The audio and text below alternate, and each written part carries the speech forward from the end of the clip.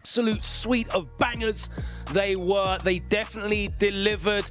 And unfortunately for Team Falcons, we say goodbye to 2 of their players, but 1 still remains. XiaoHai riding high, and of course, Fenritti and Dark Angel delivered as our SMB match of the day, with Dark Angel coming out on top for Navi, advancing into the next round. We're going to be recapping those matches for you now with the expert analysis of my panel of experts here inside the studio, Gibby, Aru, and Rome. Let's talk about this XiaoHai RB match. Now, we were touting RB as a potential threat for XiaoHai, but that didn't seem to materialize in the end, did it? No, not in the end, but at first it seemed like RB did have it. He was making all the right plays, all the right decisions, and XiaoHai couldn't really counter it at first. Yeah, and then XiaoHai just turned it on. Absolutely. You saw just in that last replay, I mean, he was able to manipulate the spacing, just really out-fundamental him and make all the right adjustments to really shut down RB. XiaoHai, he's used to going a distance. He's used to this big stage. A set like this, when you have 5 games, a lot of other players might not have that time to adapt. XiaoHai used to playing in these high-intense situations with multiple characters, and that's what we saw there, just a dissection of RB. You guys were talking potentially backstage as we were watching that XiaoHai might make a character switch going 2 down, but he stuck it out with Billy Kane and got the job done there. Was that surprising to you at all?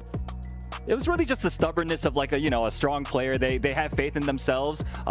Meanwhile, we've got this barn burner of a match, Fenritti versus Dark Angel. I mean, this match, it kind of went the way I expected, where like Dark Angel really believed in all the decisions he made. Yeah, beautiful matchup here of just give and take. Both players going down to the wire. You see right there the scrambles. Dark Angel kind of thrives in that. He's used to that. Look at that chaotic just information right there. You see with the throw blowing up the super. Not sure if he knew that, but it worked out for him, Gibby. Yeah, with Dark Angel, he took advantage of a lot of Fenrich's EX dash attempts, and he just kept getting punished. Fenrich went for it at least 3 times. Dark Angel jumped back deep, got full punish out of it, and you can see it right here. Speaking of that, you just saw that high evade to punish the rev blow from full out, one of the best ways to deal with it. And yeah, it really came down to putting Fenritti in those situations, spacing him out properly to hit those far Cs, like far D right there. And look at that again, the fireball, so aptly done there from Dark Angel. Dark Angel moves on 5-4 in our match of the day. Let's get into this one though. Goichi and ET2, absolute legends in fighting games. So it was Goichi who continues his fantastic form in Fatal Fury. Guys, let's talk through this one. So this was kind of a struggle for Goichi at the start. He was using his kind, doing pretty well against ET, but couldn't completely figure out ET's Hokutomaru. So in the end, he ended up having to switching to his main, Marco, who he ended up qualifying with, and which made all of us pop right when he picked Marco. Yeah, the Marco was really exciting. I think he said in the interview that he was like pretty confident that he could just outplay the ET Billy, because he is a little bit rusty, right? And we saw that, right? Like he just kind of played layer 1 regular Marco gameplay, and that was just enough to pack him up. Not even rust. He just said that ET's Billy was fresh. He said, I know his his Billy is not as strong as his Hokutomaru. So using his first to 5 format, forcing him to switch, knowing that if he had lost, he would have had to switch again to Hokutomaru, which is not a favorable matchup against Kind. Into this, our 4th match here in the playoffs, and this one was all about the Falcons team kill XYZZY against Moke, and what a fantastic story it has been for Moke here in the EWC. Yeah, really, I think the story of this set was the fact that both of the players in neutral, they were having to adapt and readapt to each other constantly. Every single time Hokutomaru leaves the air and Billy is on the ground, he has to make a decision. Does he dash forward? Does he try to high evade? Does he try to jump A? Does he use the up pull special? So, I mean, we saw a lot of that going back and forth. And there was a point where you see Moke not even bothering to use any meter in his combos, doing a lot of crouch B, stand B into his quarter circle forward kicks. Yeah, trying to force a lot of strike throws. You see right there, looking at bait, trying to get cheeky. Even he knew. He's like, all right, you got me there. But still, I mean, coming out on top, I think Moke played this matchup well, which is truly a deficit for Hokutomaru. He can't really deal with much of Billy's pressure, not having reversal. But that was a beautiful empty low right there. Not enough to close it out, but the throw, keeping him in position. And Moke is going to take it, looking strong. Look at him yucking it up, happy, crushing that key. Oh, no. And there you have it, MOK Mok moving forward into the semi-finals. We got some fantastic matches to look forward to, but that set was definitely one that you guys were all paying particular interest to. And I know you had something that you specifically wanted to look at that happened in that set. Yeah, I mean, I asked the producers as soon as I saw it. I mean, you see here in this round, you're going to see it. XYZZY gets Mok into the corner, and he's trying to keep that position. It's about to happen pretty soon once he gets out of the corner here. All right, so this should be about where it starts. But he gets the knockdown here, right? And then he does like a strange setup, right? You see this? Yes, he has him in the corner. He has to try to keep him contained. And now you see he's just trying to keep that corner positioning. And you see the jump back A that I was talking about before. But that beautiful run under, that was the thing that I really wanted to point out, was the fact that Mok, he was actually adjusting to the fact that XYZZY, he's been trying to use the air mobility to try to keep him contained. And yeah, that's basically all I wanted. That's such an SNK thing to do. Just full screen run underneath your opponent. They never see it coming. Yeah, call out the other guy's movement with your own movement. Yeah. It's so important to be able to do that, to think on your feet. Yeah, we started to see a lot of Shune in that Hook tomorrow, right? Obviously, KOF players will know that's Mok's best character, and he was starting to just kind of manipulate Hook tomorrow into playing in that style. 4 incredible matches that definitely delivered here on finals day in the playoffs. One of those absolute barnstorming sets was Fenritti versus Dark Angel, and Navi's Dark Angel was able to get the win in a nail-biting 9th game. Let's head over and hear from Fenritti, who was certainly one of the top performers going into this Esports World Cup, but he has been eliminated. Let's hear what he has to say with Ryan Hart. We just witnessed an absolutely thrilling bout with Dark Angel taking on Fenritti that went the full best-of-9 distance and did not disappoint on the entertainment front. What a close encounter that was. I just want to get his thoughts about how he felt the match went. Fenritti, お疲れ様でした。とてもいい試合でした。あ、よかったです。試合終わった後の感想と少し試合終わった後の反省っていうか、あまり反省する時間はないんです。今まで少ないんですけど、試合終わったばっかなので。でも少しだけ試合終わった後の感想を教えていただけますか。はい。そうダークエンジェルさんの勢いに飲まれたのもあったのですが、少し自分がダークエンジェルさんの動きに対応するのが遅くて、途中の試合から少しずつ対応できるようになったのですが、もうその頃には少しちょっと点数差つけられてたのもあって、そのまま持っていかれてしまいましたね。いや本当に強かったです。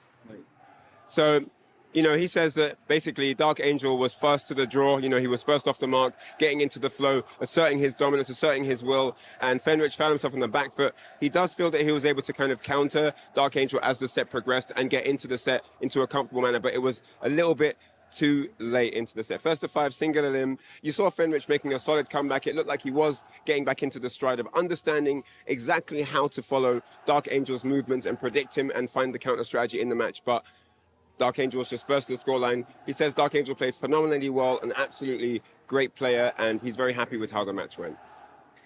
参加してくれてありがとうございました。All right, that's it for us here down at the Interview booth. Take it away, guys. Unfortunately, we do have to say goodbye to Fenritti, along with 4 other players eliminated as we move ahead into the semi-finals here on Finals Day with the playoffs. Let's take a look at this first matchup, and wow, the man who is going to do the impossible, potentially. That's what he's aiming for. 2 titles at the Esports World Cup are in his sights. XiaoHai, but he's going up against a man who is in fine form, and he is taking down name after name after name, isn't he? Dark Angel versus XiaoHai, our first semi-final. So this is going to be an incredible match. When XiaoHai won his match, when they asked him, who do you want to play? He said, whoever. He didn't care who it was, but he doesn't realize something. Dark Angel's got that Tyler 1 buff going on. Tyler 1 sat right here next to us and screamed this man's name out.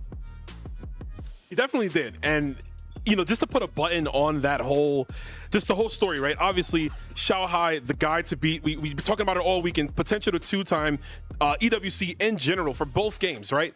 But Dark Angel, his first chance to be out here on this stage, the young child who is going up against the young child who is XiaoHai, of course, that is what his name is. We can have one of the battles of all generations. It's hard to even articulate it, honestly. This is a matchup that was supposed to happen at the SWC last year, and Dark Angel was unable to get there, so we were left pondering, Aru. Yeah, honestly, it's nice to be able to get some closure on last year's story here this year at the Esports World Cup, right? But of course, there's also the SWC later on that we might be able to see them play each other at, right? So that'll be exciting. But that's a story for later. This is about to be an incredible match. I mean, I'm really curious to see whether Dark Angel has it in him to make the adjustments for XiaoHai out of his comfort zone, because that's really where he's been shining, is creating the scrambles and coming out on top.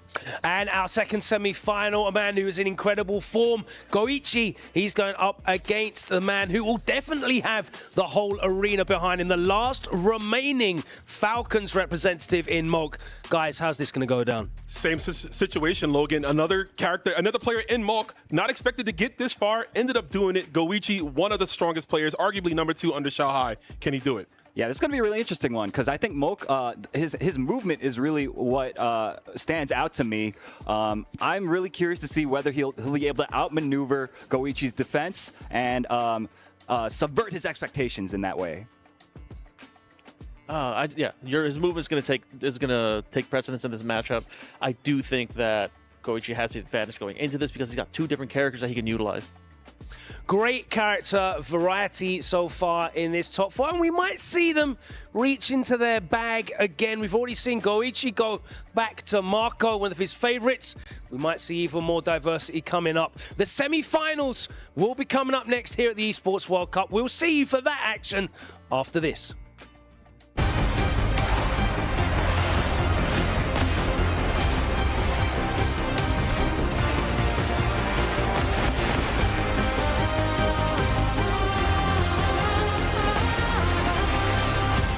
Are you a player at the EWC? Prepare to get annihilated again! Here in Riyadh, the best city in the world! Look at this guy! He's so happy! He's RB! And he's not alone! He got friends! He got Rob! He got Ryan! There's fireworks, banners, games, more fireworks, and more friends, like the magic of friendship. They want you to take pictures with you, and you, and you. No more pictures, wheel time. He will spin it. Just like this, it spins so fast. Fast like this car. Not like this guy, he's a skeleton. And these are the couches. They're small when everything else is huge. Like this man, like this building, and this faucet. It's so fun. Chris can't stop laughing. Goichi can't stop thinking. And Ryan is pointing everywhere. At the sky, is that the moon? Bring the light to this Arabian Nights! Hello? Yes? This place is awesome, kind sir! Because there is nothing granted, nothing except for fun! Fun and even more fun!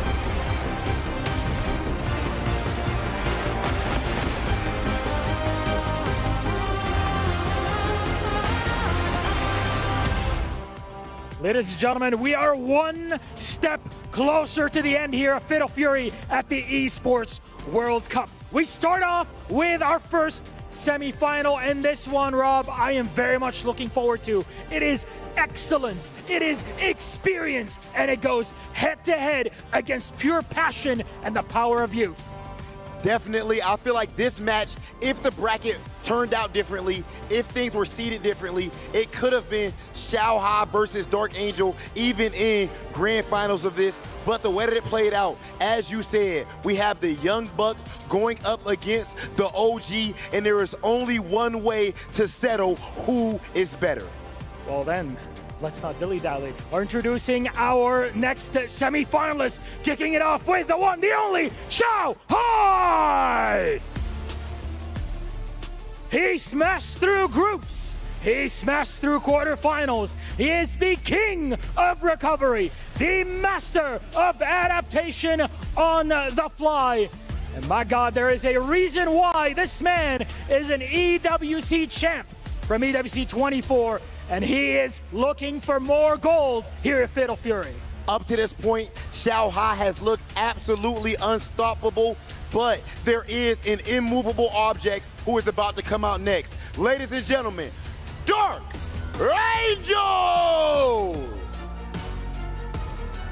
This player has fought through it all, through all adversity, through all obstacles. He has still made it all the way to EWC, and that alone was not enough for him, as he is now in the semi-finals. He has the Latin American FGC on his back, and of course, Team Na'Vi. Ladies and gentlemen, this player does not care who he is going up against. He believes that he is supposed to walk away as the victor. That said, I believe it is time for our face-off. XiaoHai, Dark Angel, right here in the middle. First and foremost, I will ask, do you have any last words for your opponent? No. No. No words Silence. needed. But what I can say is that this man knows he's supposed to win.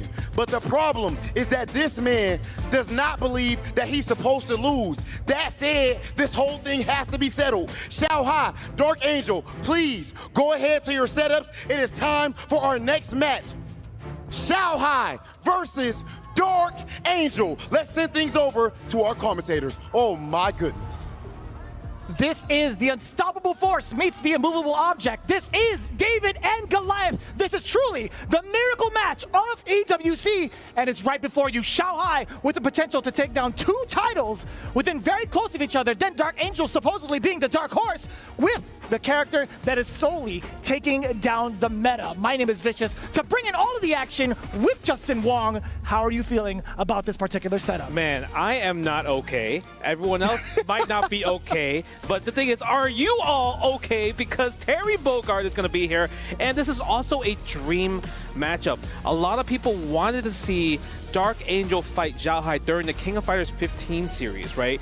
With all the big tournaments like SWC and everything. So the fact that they finally are meeting up, this is going to be so legendary, because the thing is, everyone has, like, I would say XiaoHai as one of the favorites, or the favorite to win this tournament. He's been running Billy Kane the whole entire time. But nobody probably expected Dark Angel to make it this far just because of Terry Bogard not being part of the meta. Maybe he's easy to figure out. Obviously, day one, he didn't have the best results, but the fact that all the reads that he has, all the heart that he's putting into this gameplay, it's really showing off, right? Especially already, he probably already has the match of the day so far between him versus Fenritti. But the thing is, he's fighting against XiaoHai though. I think he's had numerous occasions where you can mark it match of the day, right? You saw how he played off against Nemo in that loser's bracket for day number 2. You saw him get the run back against Kindevu to cement his way into top 8. Hell, I think he just might be the one this entire weekend. Yes. But as it stands right now, this is his ultimate challenge against one of the more premier Billy Kane players. Yes, and the thing is, I understand that maybe we might see Billy Kane, but I still want to believe that Hotaru could possibly come out, because this is the character that XiaoHai did qualify with at EVO Japan. He was the first qualifier to come to EWC with the Hotaru and everything. And the one thing is, yes, Billy Kane is like the meta. We're seeing a lot of Billy. But when it comes to the matchups, Terry is a bulldog. He's able to kind of like pin Billy down once he has the opportunity with just Rev Power Wave, and there's also guard cancel the Rev Blow. But if you're picking Hotaru, who is definitely the better version of Terry, better Fireball, better DP, better damage, better combos, also has a rev command throw that you can kind of close out during a lot of situations, and also can reflect fireballs at the same time. On paper, she is like the better character by far. It makes a lot of sense, right? I feel like we haven't really seen that type of representation thus far. We've only seen it once via ZJZ, but outside of that, this will be the first time we actually see it being controlled through XiaoHai, and it might just be the factor. Yeah, he's thinking about it right now. You guys can't see the character select screen, but he's thinking about Hotaru or Billy. It's 5 games, right? The thing is, you can experiment. Obviously, we saw Goichi going from Kind to Marco as well, too. This is the time where you do want to pull out possibly some of the characters that maybe people haven't been labbing against, because, you know, a lot of the analysts were saying everyone's been labbing against Billy. We've seen a lot of guard cancel, especially during the pull extension and also the pull-in. People were guard canceling these things, and this is the lock-in. Hotaru is coming out on XiaoHai, the character that has got him this far for the qualification at EVO Japan. Let's see what's going to happen here. I wonder what's the opener. If you do red power wave, throwing the fireball, like I said, the better fireball also can reflect fireball. And she's also one of those characters that can throw the fireball behind her and run across the screen. Right, if she throws the A version. However, I will say the C version is rather deceptive in terms of the speed, but we do get the big wild punish against the jump in from Dark Angel. Now he is an SPG. XiaoHai is looking to still continuously bulldog and take the strategy away from Dark Angel before he gets himself going. Get the double uppercuts. Now we get the sit down, just backing away just in case the tech roll comes forward, which it does. XiaoHai immediately punishing out the fireball. No chance for Dark Angel to get started with a single power wave. That was clean right there. Clean every time. Got 2 anti-airts and the jumping against the fireball. Look at this. Just hop jump. And also the B. Nice wild punish with the standing D. Take that out the SPG right away. Okay. Ooh, tries to go for a shimmy. Doesn't bite though. Misses the counter hit. But we got our own wild punish. That's the one thing she shines. She has the better neutral button from far to cause the wild punish to get the easy whiff punish. Because Terry standing C, crouch C, even stand D is not the greatest. But you saw the high dodge attack at the rev blow too. This is looking too studied right now from XiaoHai. He is looking way too prepared specifically for Terry. But I feel like some of the antics from Dark Angel could start to show as the desperation continues, or as the tension builds up, I should say. So, again, with game 1, as it stands, with the amount of games they can play, I think Dark Angel might be able to take a little bit more risk to throw XiaoHai off. You know, speaking about that, you're completely on the money right there, where he needs to take risks, because that's kind of like how he got here so far. That whole game, there was no wake-up power ducks. There was no wake-up power geysers. So it was kind of like where XiaoHai just kind of held him down and really beat him at where he's strong is against, right? Beautiful. Yeah, you're absolutely right. Now Dark Angel mixing it up with at least the fireball time and going in for the feints, throwing in those feints, I should say. But still, the air approach has been locked down from XiaoHai. Is not giving him any sort of clearance thus far. A little awkward of an exchange, now punishing crack shoot. Yeah, that was maybe that was input error in that situation right there. He probably thought he rolled to the other side to try to activate power dunk instead, but get crack shoot instead. Okay, but we got the level 1. Are we going to finish it? Maybe. It's not enough, but it's going to be guess for game.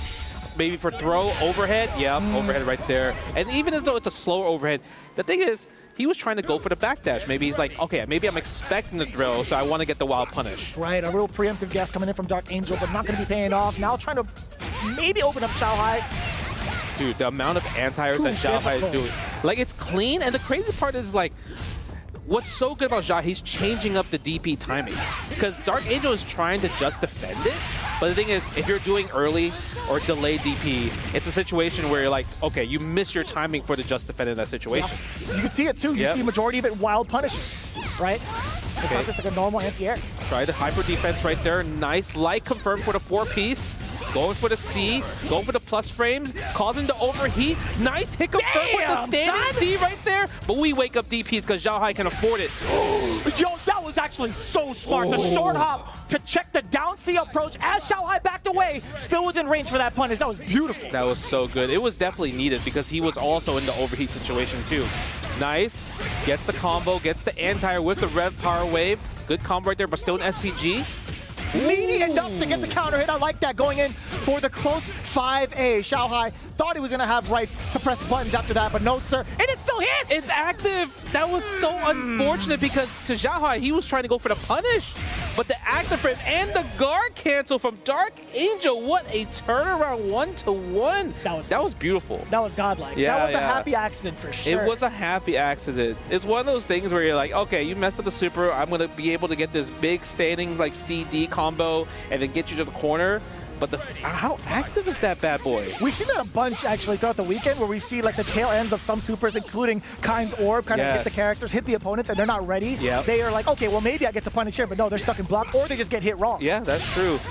And the thing is, now Dark Angels, I feel like he's getting more comfortable. He's going for a lot more like sweeps in neutral because XiaoHai is kind of like walking back. And I love the fact that he let the whole power dunk rock. Usually most people would just go for like DP break in that situation, but he went for the whole thing where you have to JD every single time. Another hot jump against the crouching C again. Dark Angel in the lead here. You know, I was thinking about a throw as well. Dark Angel did the exact same thing and tried to bait it out with the dodge attack. But here comes, speaking of, the dodge attack again coming in from XiaoHai, getting rid of the SPG. No, not quite yet. Oh, man. See, at that range, that was an interesting decision because that was more of like, I don't know if I want to spend the super yet because I'm not confident that I'm going to guess right on the next exchange, right? Yeah. Oh my god, the punish against the 2C. XiaoHai's getting his life decimated near 50%. Yes, plus frames on that, +3 on the standing D. Another confirm with a counter hit. It's not going to be enough, but if Dark Angel get a grab, 2 grabs would kill right here. And the backdash gets another sweep.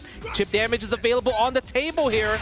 Good anti-air, but no follow-up. Maybe a little bit rusty with the Hotaru there because he got the anti-air, but no follow-up. I'd imagine maybe he prioritized the positioning more so than the damage at that point because that damage, sure, as great as it is, sure, as much meter as you build, I don't think he would be able to kind of withstand what would happen next with Dark Angel if he were to kind of make maybe like wake up uppercut or something like that. Yeah, that's true. It's a thing, right? That's the one of Dark Angel's, like I would say, double-edged sword. He wakes up with reversals a lot, wakes up power dunks a lot, and sometimes it's hard to tell, especially in the scenario where you're trying to make a comeback, right? But these anti-airs are still consistent from XiaoHai in this situation. Dark Angel, I feel like, needs to find some type of idea on maybe justifying the timing a little bit better or even a little bit different as well. That's possible. I don't mind him not taking to the skies over and over again, though. I mean, that stubbornness is what got him here in the first place. Yeah. However, it's not paying off. XiaoHai still within SPG range. But again, that 2C has been getting blown up majority of these rounds. It's one of those things, right? XiaoHai's getting the anti-air, but Dark Angel is getting the hop against the 2Cs, right? Nice. That's going to end the round. Good confirm with the lights. Triple hits there. XiaoHai, you see some kind of more of the signs, but they both have things that they can rely on to dish out the damage. Okay, goes for Fireball. Maybe a Rev coming out pretty soon. Yeah, there is it. No Reflect. I'm surprised. That's where Reflect is so useful there. Yeah, I feel like, but when Dark Angel's moving at that speed, I think he'll still be able to jump over it and punish accordingly, right? So maybe XiaoHai wasn't too ready for the timing of it. A little bit too scared, possibly. Yeah, and that's the hard thing. Even though you're doing the options like tech chase roll, you can't tell if it's like a short roll or a long roll. Nice combo right here. This is going to be big. Close out for the damage. Level 1. Oh, we're doing big damage. Missed the super, but still gets the standing D meaty. Trying to hold up, possibly. It would have to be either that or like some type of movement, right? Those are the only things you would see. Otherwise, it would be either counter hit or something else. Something would pop up on the screen if he chose buttons as the option. But movement was definitely caught.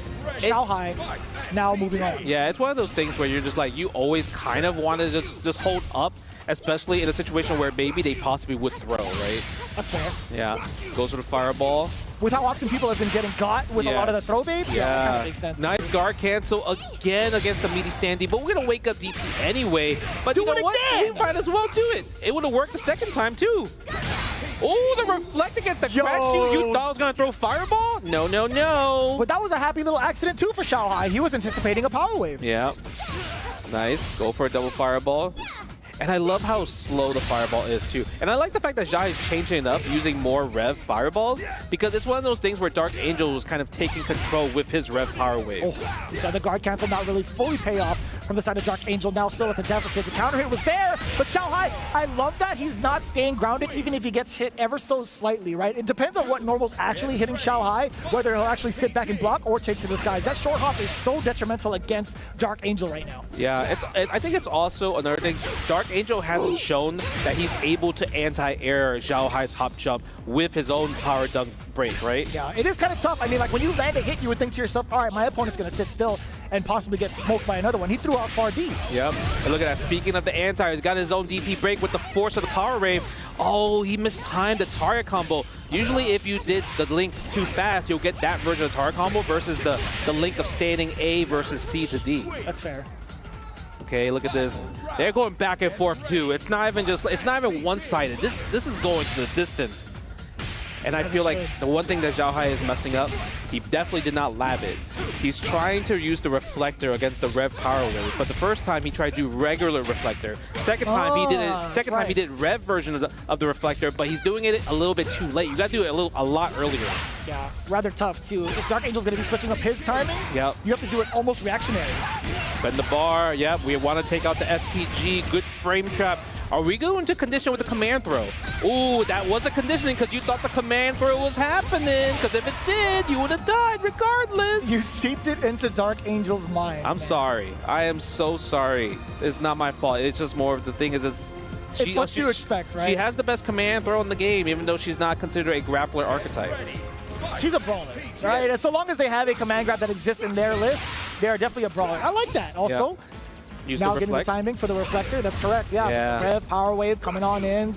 Ooh, and I like the jump. Crack shoot, trying to catch the air. Good block on the overhead. Going for the 8 frames, crouching C right there. Pressing buttons again, Dark Angel. What are you doing there? It's kind of hard because sometimes you want to challenge because maybe you're trying to condition him. Be like, what if I do reversal power dunk? We're starting to see some of the ranges for a lot of these short hops to connect, and Dark Angel, I think if he abuses that further on, while maybe measuring with maybe far B, far D, I think he'll get a lot more success. But now it's XiaoHai who's a little bit aware of that, getting a short hop of his own, or so we thought. Yeah, he did the thing is he did early jump D, and you try to get heavy. If you do early jump D in the wild punish, you have to go in the lights, but you can't go in the heavy. Yeah. Nice. Using the rev blow to go get the armor through the fireball. Cross up. Beautiful cross up too. Mad ambiguous. It's as if the knee hit right in front of the forehead. He did that to Fenrich, and Fenrich also got hit, which you have to use rev guard to kind of like stop the ambiguous cross ups like that, right? Otaro's another character that can do that from a forward throw if he wanted to. But the thing is, it's like rev guard helps all of that. But it depends if you could do it on the fly of the situation, right? Especially with high stakes on the line. Yeah. You don't want to kind of just rely on it without really thinking about where the trajectory is, but confirm of the lights though in the power geyser is so good. Yeah, that geyser's just chunking damage, and so is the start here of that uppercut. Now Dark Angel backing away a little bit, waiting for the fireball. That's his opportunity now to punish the fireball of his own, I think, because I didn't see the punish, did you? No, so he tried to reflect maybe until the last minute. The thing is, he's doing it too late, right? Dark Angel got the hit, but he could have killed with just doing more of the Rev's arts into power dunk. And he either way, 3-3. Look at that. Damn. Much more comfortable with the spacing that he's at, whether or not he wants to initiate with Rev Power Wave, or if he wants to rebuttal with SPG with the Rev Blow, right? He's been doing a great job of understanding XiaoHai's spacing of when the fireball's trying to come out from his side. This is probably the most games that XiaoHai has lost in a set. I think usually what's maybe like 2-1 or 5-2, right? 5-1, but this is like 3-3 right here. This might go to the distance. Oh, he tried a wild punish. It didn't work, but Dark Angel retaliates with his own wild punish standing D. Bro, those are some travel boots. You feel me? That has gone cross country. All the dirt hitting the chest. He didn't press a jump in. That would have been a wild punish jump in as well. And now this is time. Dark Angel's catching him pressing buttons, which puts him in a counter hit state with the C version of the round wave. Oh, that short hop could have been the saving grace for Dark Angel to at least secure that round. But speaking of, we get a big old jump in wild punish from XiaoHai. Get him out of SPG. We're not spending Not just yet.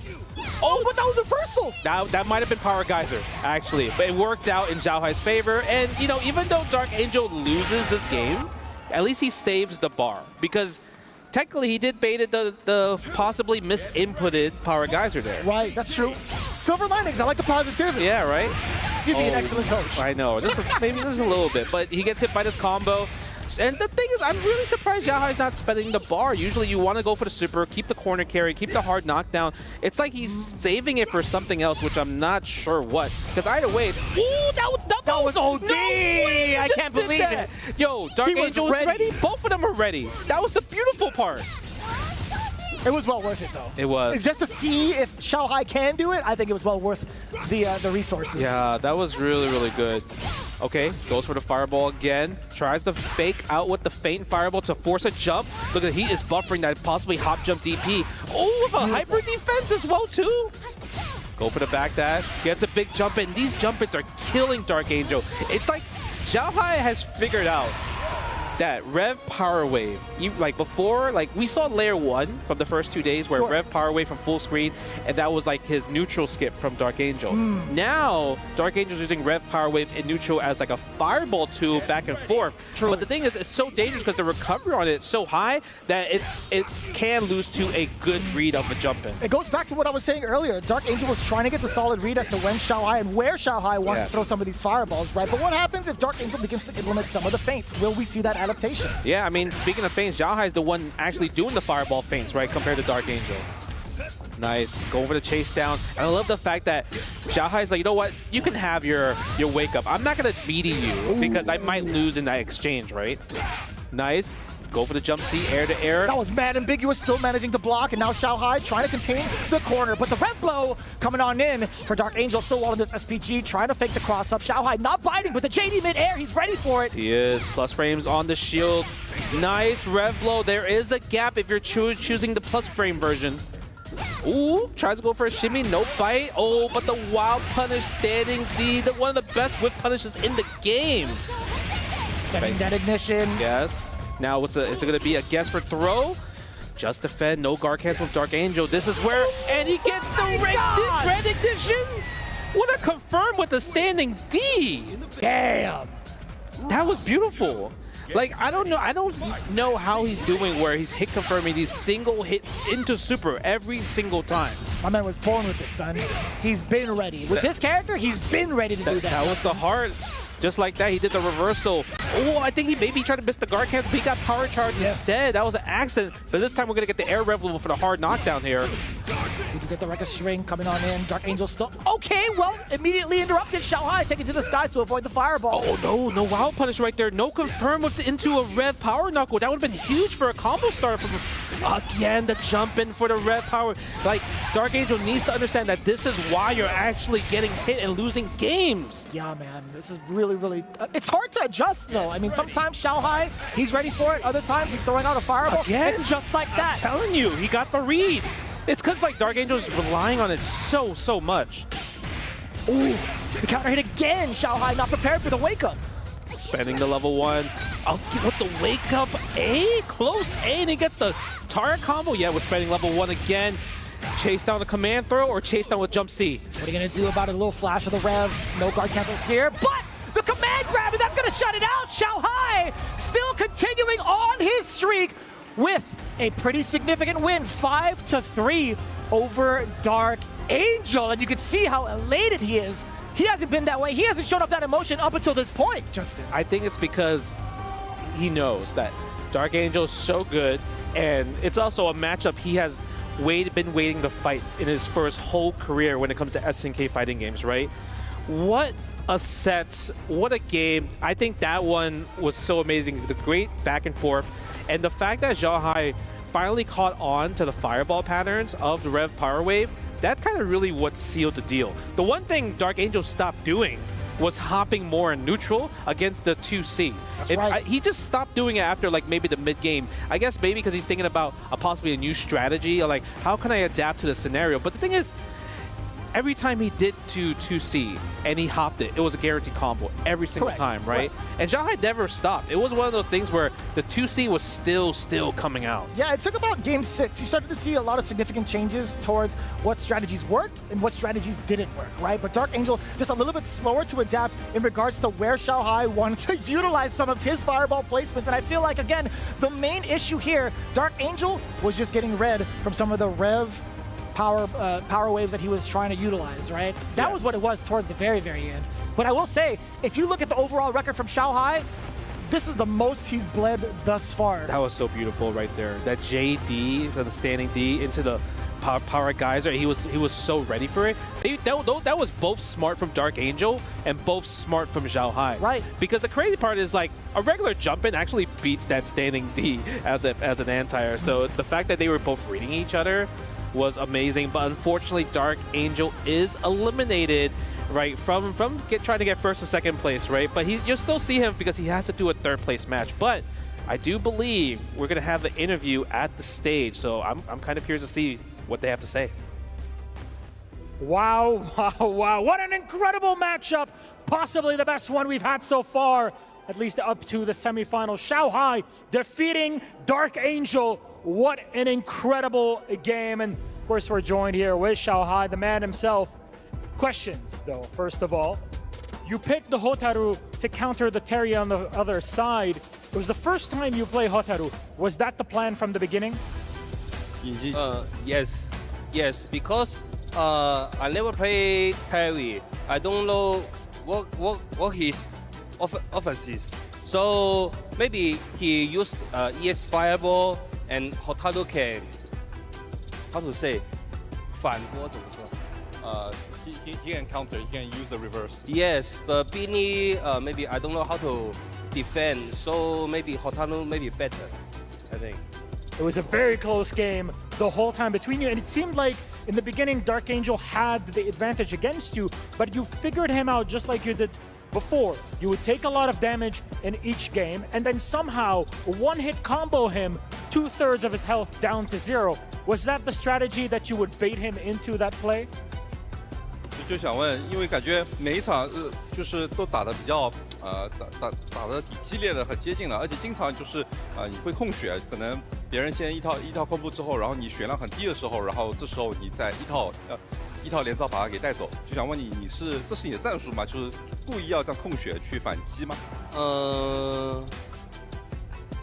怎么说呢？我会看着他的那个能量槽，就 SP 槽去打，就是我会以就是要不就摧毁他的SPG， 要不就还没达到，尽量让他不要有那个 SPG 槽，这样打他会更加有效果。Well, my strategy is really based around his SP gauge, the SP gauge of my opponent. I tried not to make sure that it's not full. When it's not full, that is kind of like my window of opportunity, or if I can lock him out of the SP gauge. Of course, Dark Angel is one of the few players, if not the only one, who plays with an SP gauge in the center and not at the beginning. So a lot of preparation, a lot to learn here from XiaoHai. Of course, now last question. Last time I was asking you, who do you want to play in the semifinals? You didn't care, you just beat Dark Angel. Who do you want to play in that final, Goichi or Mok? I think maybe Goichi may be more difficult, I think. Yeah. Okay, very much looking forward to that matchup. Should it happen, the crowd definitely has something to say about it. One more time, XiaoHai to the grand final! You may crush. I love that the crowd is so active. You just heard when he didn't say Mok as that's the person that's gonna be in the finals, or maybe like he'll be an easy match. Boo! Immediate boos, man. It's so good.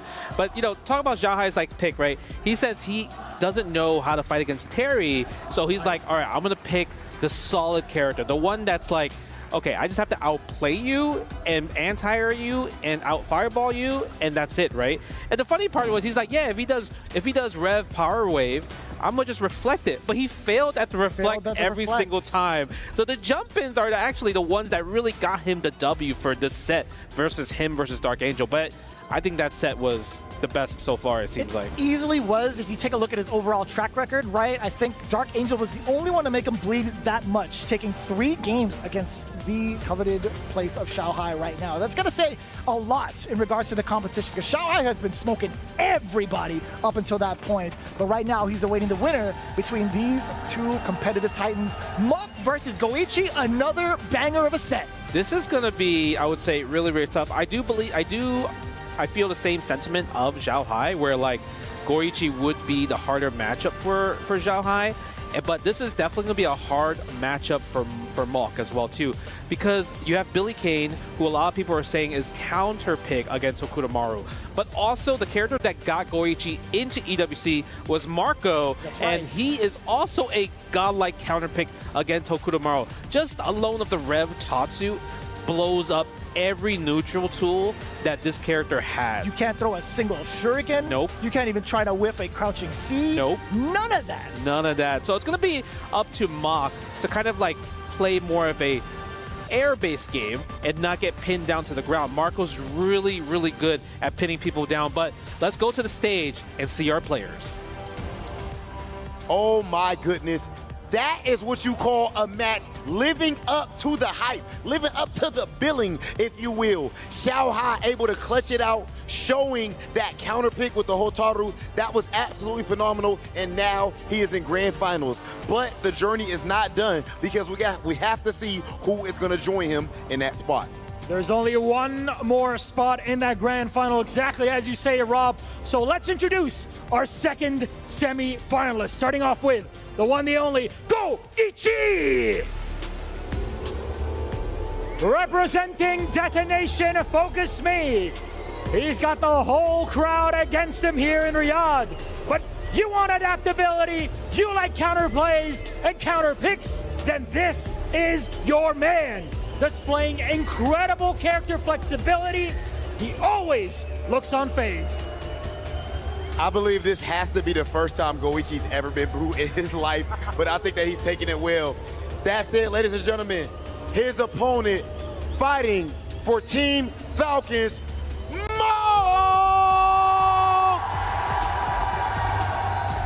Mo, of course, home team.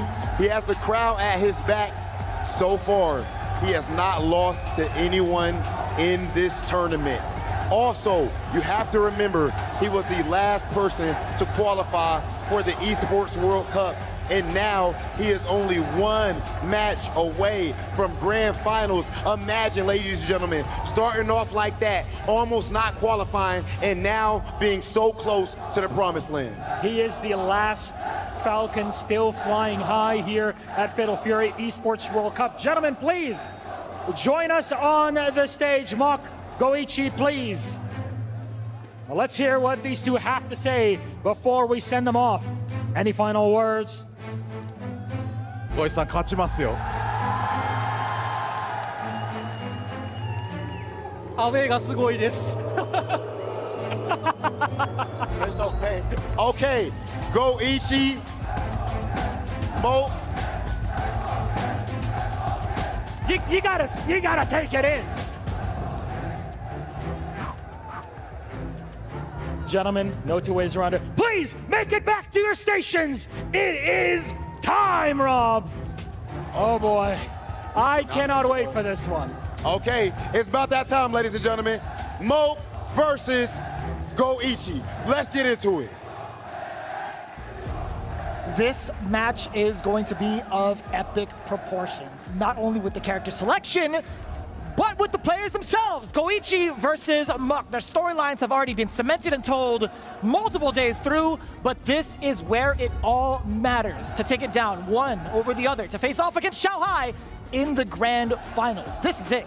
Man, it's insane how much the crowd is on Mawk's back right now, just like supporting the Falcons, you know, flying high. The fact that Mawk was able to, it's like, you know what, calm it down, crowd, calm it down, and they all calm down. That's a huge power to have. It actually makes me want to go buy a Falcons jersey as well too. Like, it's making me such a huge fan because we don't really see this like anywhere around the world. Like, this might be the first time where we have so many people that are a fan like of a team and of a player and the support. Usually we go to events, we have our friends supporting, but these guys are here dressed like in the Falcons, in the green and white, supporting their player Mawk.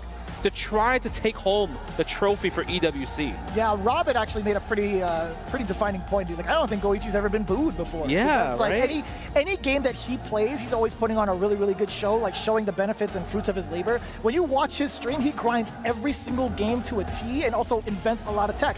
So when that gets translated over into big majors, people are excited to see it and are also kind of surprised to see that this stuff kind of works at high level. Most people would be excited, ecstatic, and cheerful for that. Yes. But here, different environment. It is absolutely cutthroat, which adds towards the pressure. Man, the crazy part about this, obviously we're having this amazing matchup, and I think a lot of people have agreed, even the players themselves, this is going to be a tall order for Mach to win here. Goichi is probably going to be favored because of the two characters that he does play versus the lone Mach Hokutomaru, right? And it's going to, the thing about Mach though, out of all the Hokutomaru players that were in this event, he is the one that has the most tight safe jumps, the most tight strings, the most setups where it's like, it's hard to gauge on how to jump out of them.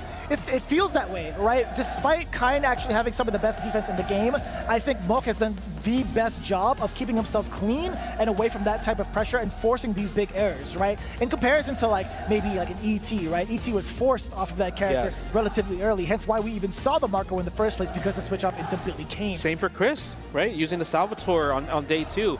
And the one thing that we have to point out, because obviously when you come down to it, everyone that did qualify, 4 winners come, and also 4 from the lower bracket, and all resets in the top 8. Both these players haven't lost. They both qualify from the winner's position.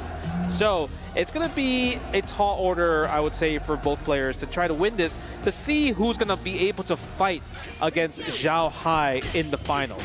Someone's got to pick up the tab, Justin, if they're both at the same bar. Here we go.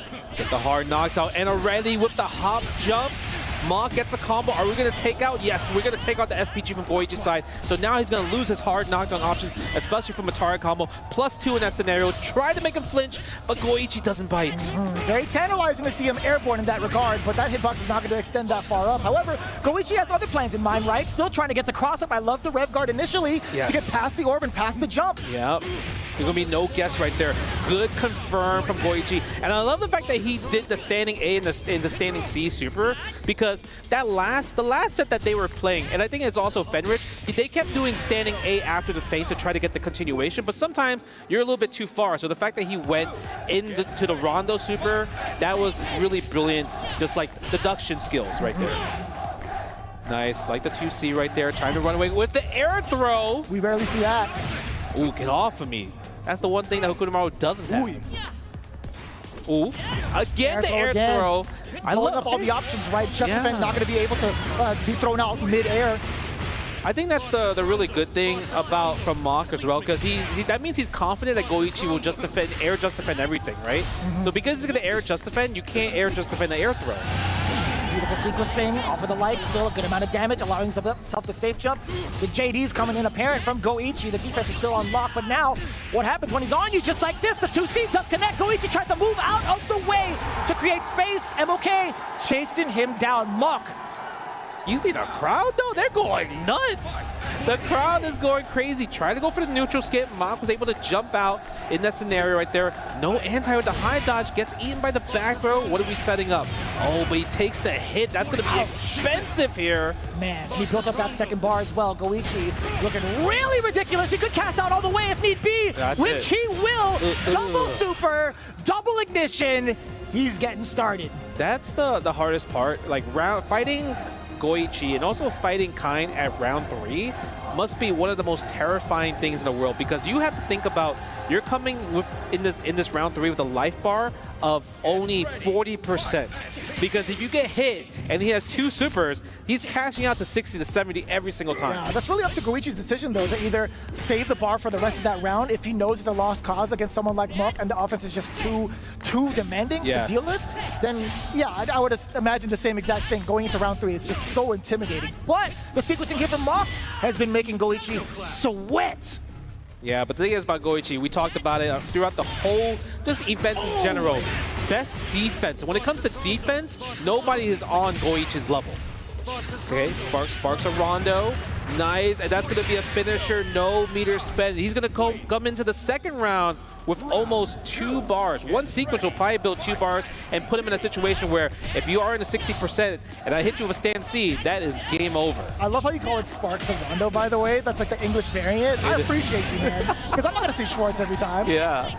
Nice. Blocks the overhead. That's plus right there. Ooh, the shimmy. Yikes. We talked about immaculate defense. I'll tell you what, if there's anybody who has an offensive style that blows up said defense, it's easily Monk right now. Monk's doing a really good job. Right out the gate? Right away? That's how you feel? You know, and the crazy part is Goichi pressed the button, so he actually got wild punished for that. Punished on the way down. And speaking of wild punishes, no, he didn't confirm. Stand D feint will combo into stand C, but I mean, he gets it regardless.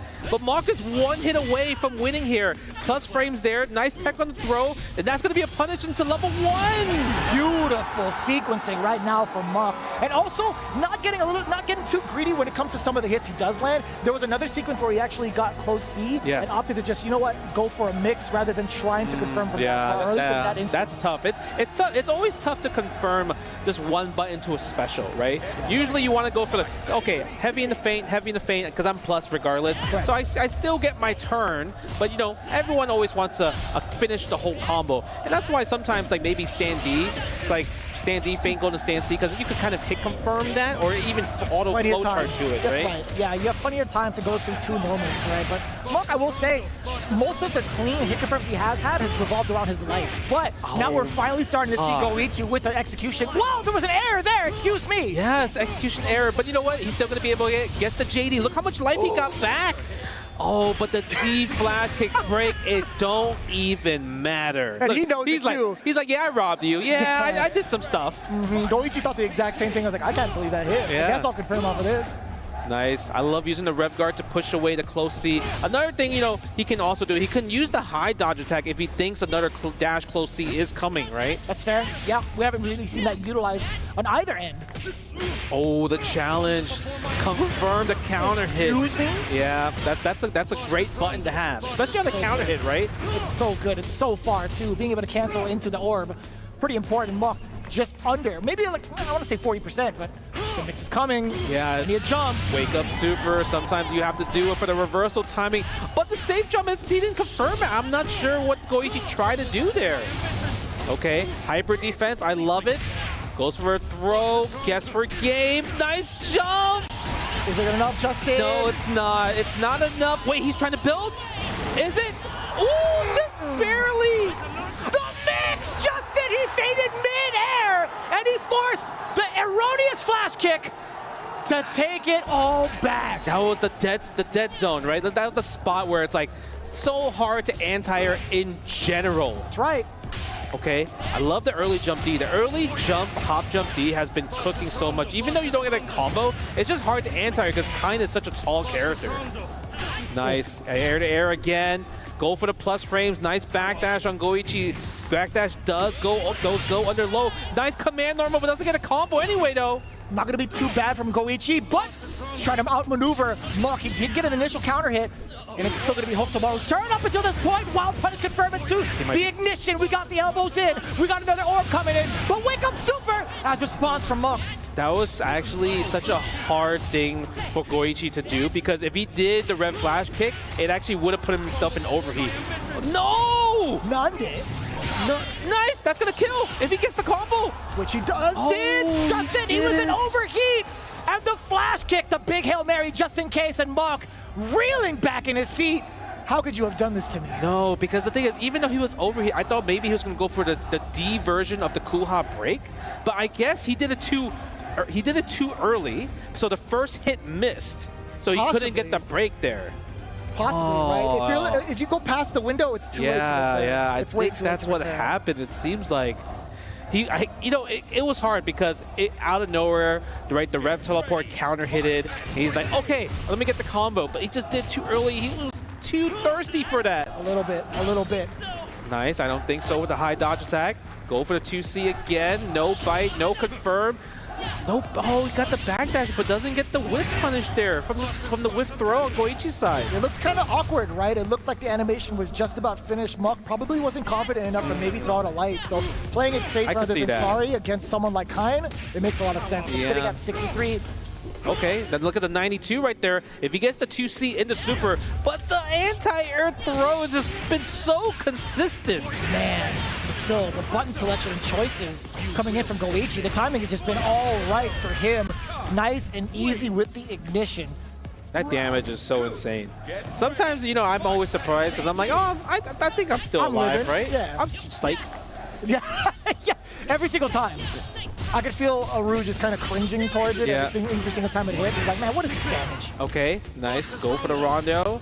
Go for the stand C. You can't really push away too much in the corner. You still got to take at least one more dash C there, and that's what's going to happen. Double spark. You try to press a button. At least it didn't both pop at the same time, but this is definitely going to cause a 3-1 scenario for Goichi. Damn. And Monk trying to move out of the way, but just a little bit too late and getting clipped with a normal. There have been a lot of decisions defensively regarding movement from Monk that really hasn't flown under the radar for Goichi. He's been checking a majority of the time with a lot of normals that Kane does have control in, or at least has a lot of corner control in. See, he's thinking about it, right? Because the problem is anytime that Mach try to do something where like it's my turn for pressure, right? He'll do like stand C into just throwing like Rev Kunai into the Rev Hop, right? Into the Rev Demon Flip to get the plus frames, but the thing is that costs a lot. That's expensive there, right? That's already 40% to possibly get maybe a clip low or even a throw. So he needs to think about a different scenario because he has to make it into a true block string. If he just goes into just one rev, Goichi might be ready and go just use the B version of the flash kick to go through it. It's gonna be so rough to set up for himself. It is really hard. Yeah, I feel like he needs to go for more throws. You think so? Yeah, because the thing is, Goichi's been getting shimmied a few times, like with hop jump.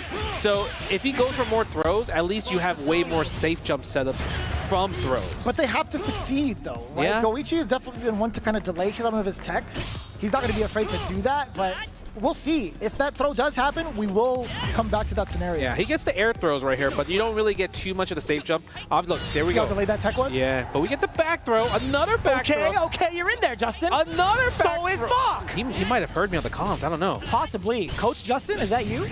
Oh, surprise! Nice teleport with the standing B right there. It just worked out. I think Mach can now set up correctly with some more of the meaties, right? With the C pressure, because Goichi is now resorting to jumps because of the amount of grabs that have been happening. Exactly. So the layers are now being extended.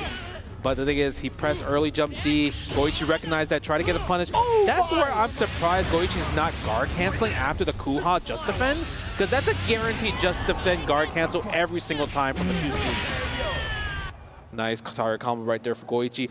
It's crazy that he got this new strategy. It worked, but he still lost the round. Yeah, I mean, there's still a lot of work to be done. You can't just base it off of throws alone. As great as the damage that damage up that Hook Tomorrow has, it's definitely not from those grabs. Using the rev blow right there, a little bit too far to punish from the -5. Sometimes the pushback on the rev blow is just that insane. I like the little JD right there. We're jumping a lot, actually. Insane jumps. Yeah, I mean, Goichi, he's not really charging downward. Nothing really much to fear. If he's backing away from him, that's got to be the green light to go. And speaking of green, rev blow incoming. Safe jump on the other side, actually. I love that. So smart right there. He saw that he's at 71%. He's like, you know what? Let me use the hitting gear early so we could build the bar back for the third round, and let's go back to 0 from the rev gate. Man, cool guys don't look at explosion. No. Look at that. Plus frames, goes for a throw again. The late tech from Goichi. This time we're going to try to set it up. And I felt like Goichi might have tried to have done flash kick, but he messed up there. I thought I saw a shade of rev guard. Yeah, right? It feels like he did something, but something forced him where it put him in standing and he got clipped with the jumping light. Possibly. Okay, go for that. The standing C, plus frame. There's the guard cancel that we're looking for. Spend the level 1. Do we spend another super? No, we want to go for that setup. Get to the rondo, out of the SPG. Goichi in the driver's seat now to possibly go up 4-1 if he gets the next hit. Yeah, he got so much of that corner carry despite Mok blocking, by the way, setting up that elbow from the aura. But now the big counter hit explosion coming in from Mok. We're going to see an XL round, at least to level 1. At 80%. Wow, he just withdrew. I wonder if he mistimed the safe jump there. I would agree with you. I would definitely agree with you because it's not something we have seen from his offensive flowchart just yet. And Goichi moving on up as we were explaining it. 4-1. That was tight though. That was a tight string because like that the double rondo there, like it's one of those things where maybe he thought Goichi was going to go for like the double cross up, right? Jump over, one pop, and then hop jump the second pop. But the thing is, Mach probably is like, okay, this is what he's going to go for to try to close out. He just did straight 2A meaty, and it just popped, right? Caught him before the jump frames even activated. Nice. Okay. Another punish right here. See, every single time, early jump D, and he keeps getting countered because he keeps trying to press a button afterwards, but the thing is you can't. You're negative in that scenario. Yeah, the just defense doesn't really alter any of the frame data on the way down for you, so something to keep in mind. Mok has been clipped with that at least a few times in this set. Get the hard knockdown after the red blow. Navigating himself around the orb. I like that with the short hop, but now Goichi sets the setup again. And easy peasy. It was just so intimidating having the orb just sit there. Yeah, he caught him either backdash or jumping again. Thought that maybe he's going to go for a throw with the Rondo Ender. Nice shimmy right there. This is the things you have to do, but the thing is, can you do it for 4 games straight? That's the problem. Can you guess right on strike throw? Because Goichi, he's able to afford risk at this point. Oh, nice standing C right there. No confirm from the crouching C. Taking the plus frames. More. But the thing is, yeah, Goichi's waiting for the guard cancel there, but he's at 88% rev, so he has to be careful. But to confirm the link. Beautiful. And the micro dash into the level 1, elbows up. Now we get the orb, side to side. What are you going to block? Oh my god, he's overheated. He can't take this. He's going to try to bait out the super though. That's the thing. And the shimmy with the hop jump. What a good call out. The exact reason why he had stopped his offensive pressure, the reason why he didn't go for the guard break is because of the fact that Mok still has 2 bars down below. Oh, but this time he held up. He was 2+. Okay. Go for the Kuha. Nice. That's plus frames. Goes for the 4th throw. Where's the safe jump? The pressure of the standing A. Maybe try to go for a regular jump instead. He tried to steal turns, Justin, after the fireball. He did. Watch out for the cross-up. Nice backdash. Beautiful. Oh, but he didn't get a confirm. That was a counter hit. Okay, this time we enter for the low, rolling out of the side, go back into the neutral. Can Goichi close us out? Still alive. Goichi close to 2 bars. Can kill if he gets a 2C right here if he confirms it.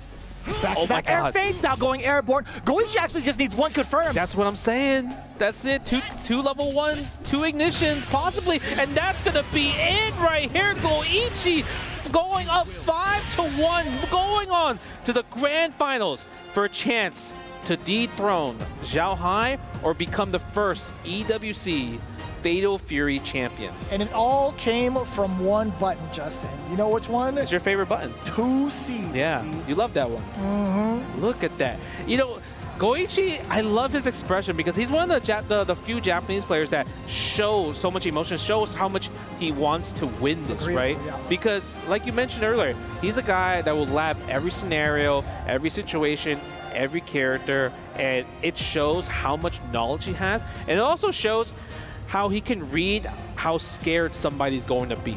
Yeah, like he just despite being terrified himself. He just felt that the 2C was going to connect against Mach, right? Literally at the last weekend sequence, because even if he like blocks it, it's like whatever. I still could put you into the same scenario, same blender, and force you into the overheat scenario. Yeah, it was really up to him to do the most of it, hit or block, and make sure that his routing was correct, right? He got the confirm. He got the most difficult part down, which is getting it under pressure. Yeah. Oh man, and it looked like it was going good for Mach for a second, but the thing is, Goichi's offense was so amazing, but even his defense was really, really good too. Yeah, I mean, the adaptation in regards to what strategies were thrown midway through the set, right? The throws were slowly starting to get blown up. The mixes with the air feints slowly starting to get blown up as well, with Goichi taking to the skies instead. But also the big risk that he took on defense makes it much harder to crack because he's going to be offensive after that. Yeah, it's also another thing where Mach tried to challenge Rondo like maybe a little bit way too much. Right? Because maybe you're thinking, okay, he might go for a throw, he might go for a cross-up, but the fact that Goichi kind of realized that and only just went for like the tight strings, like, I'm gonna just beat you with the Rondo and just keep my pressure going, it worked literally, I would say, 8 out of 10 times. And with a character like Kine, that's a huge winning record because the damage output that he dishes out anytime a Rondo does hit into a close C, I mean, you're already gonna be losing 50% minimum depending on the meter he has available. Yeah, and that pretty much spelled it out towards that very end. The timing was just so perfect from the side of Goichi, sensing when Mok was going to lose advantage in regards to the frame data, right? Not even allowed to press a button after that sequence. Mok immediately knew his death sentence was up as soon as that 2C hit. Yeah, it's insane. It's really insane that we're gonna have XiaoHai versus Goichi. But before we get there, let's go to Rob and see what questions that he has for the winner. And just like that, Goichi has made it to Grand Finals. But before we focus on Grand Finals, I want to talk about the match that you just had with Moke. He has been unstoppable up to this point. How were you able to give him his first loss and send him home? そうですね、優勝決戦に進まれるわけですけれども、その前にモック選手との戦いについてちょっとお伺いしたいと思います。いかがでしたか、モック選手との、どのようなご準備をされていらっしゃいましたか。そうですね、モック選手はすごい大会に対してすごい準備をしてくるので、相手がどういう手で来るかっていうのをちゃんと試合を見ながら、試合を組み立てていこうっていう意気込みでやりました。Mock is known for like dedicating for a very good preparation. So I was also conscious about how he's going to approach me and build up my preparation accordingly. Okay, now when it comes to you speaking on preparation, a lot of us Fatal Fury viewers or enthusiasts, a lot of people actually expected this Grand Finals to happen. We expected XiaoHai versus Goichi. Did you expect this to happen? And if so, how are you going to defeat XiaoHai? フェイタルフューリーですけれども、XiaoHai選手が大変優勝候補として皆様見なしているわけなんですけれども、そのような状況で、どうでしょう、ゴイチさん、どのようにXiaoHai選手に立ち向かっていかれますか。はい、そうですね、もうXiaoHai選手は、絶対にその優勝候補だと思ってまして、すごい対戦できるのが楽しみだったんですよ。なんでここで自分の力は本当にXiaoHaiより上なのか下なのかっていうのをね、ここで確かめて最後優勝したいと思います。Well, indeed, XiaoHai is hopeful for the winner for the grand final for Fatal Fury. But I would like to test my ability and prove that I'm gonna be the winner. I'll do my best.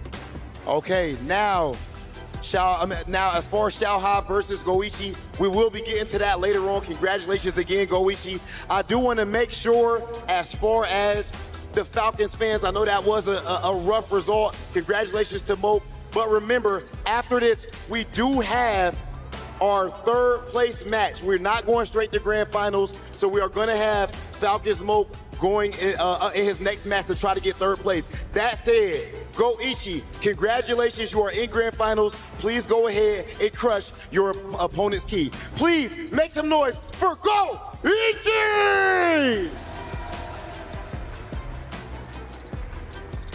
In a conclusion that we could not see coming thoroughly, I will say this: Goichi standing tall and somewhat confident. I think he's more scared of the machine crowd. And the crowd. That's what I'm saying. He's like, man, I'm about to so than XiaoHai. He's like, I'm about to crush Mock's key. And then you're gonna hear the crowd boo. Yeah, that's kind of rough. He's doing it with determination. He's like, wait, am I doing this right? Oh, you see that? God damn. Son. Why did it break Why like is it gonna look like that too? He's like, yeah, I did that. The impact of the camera got shook when that broke. And that's everybody too. Like, we don't get to see it as often. We don't get to see like the actual impact frames. Yes. But damn, that is destruction. But you gotta know, this right here for third place, even more destruction coming your way. Dark Angel versus Mock. You can't miss this. Coming up next, right after this quick break.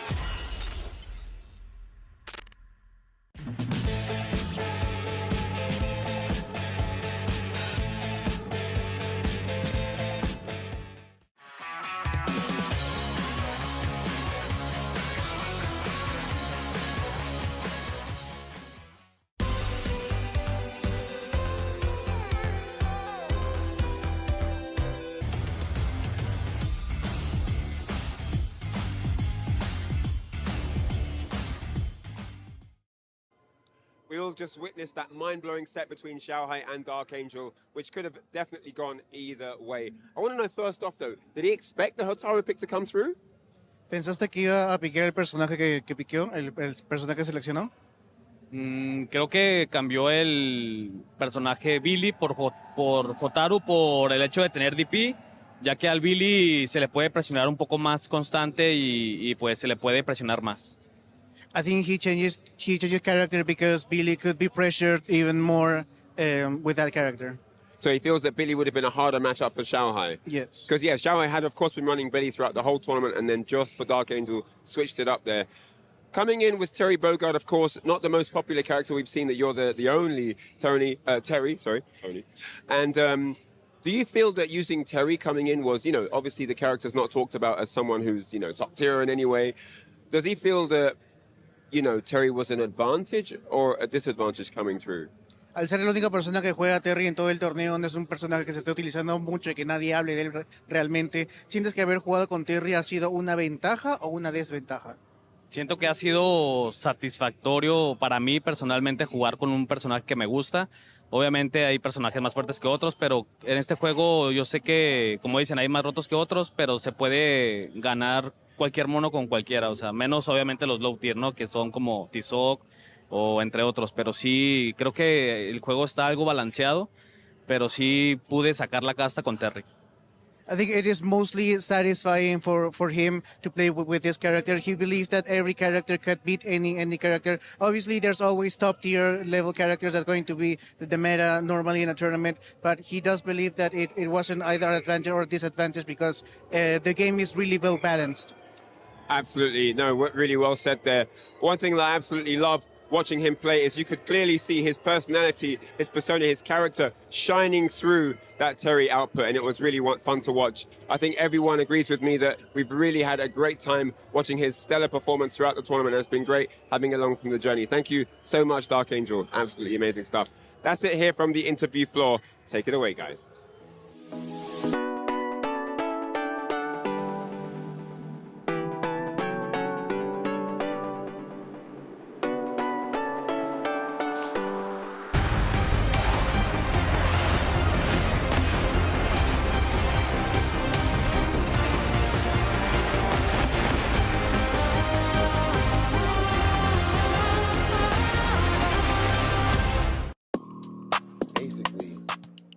Whichever team, like, you know how this Team Falcons, right? Mocha's on Team Falcons.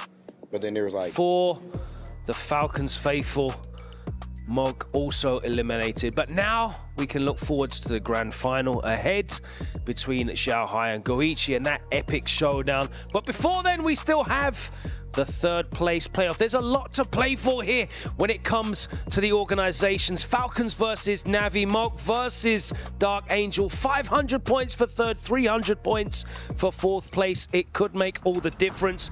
And of course, it will be a $35,000 money match coming up as well. Let's take a look at the action from these semi-finals, though, as XiaoHai and Dark Angel is a lot closer than maybe some predicted. Dark Angel definitely gave him a run for his money, didn't he, Gibby? Dark Angel most certainly came out the gates kicking. We didn't know that XiaoHai was going to pick Hotaru. Picked her, and made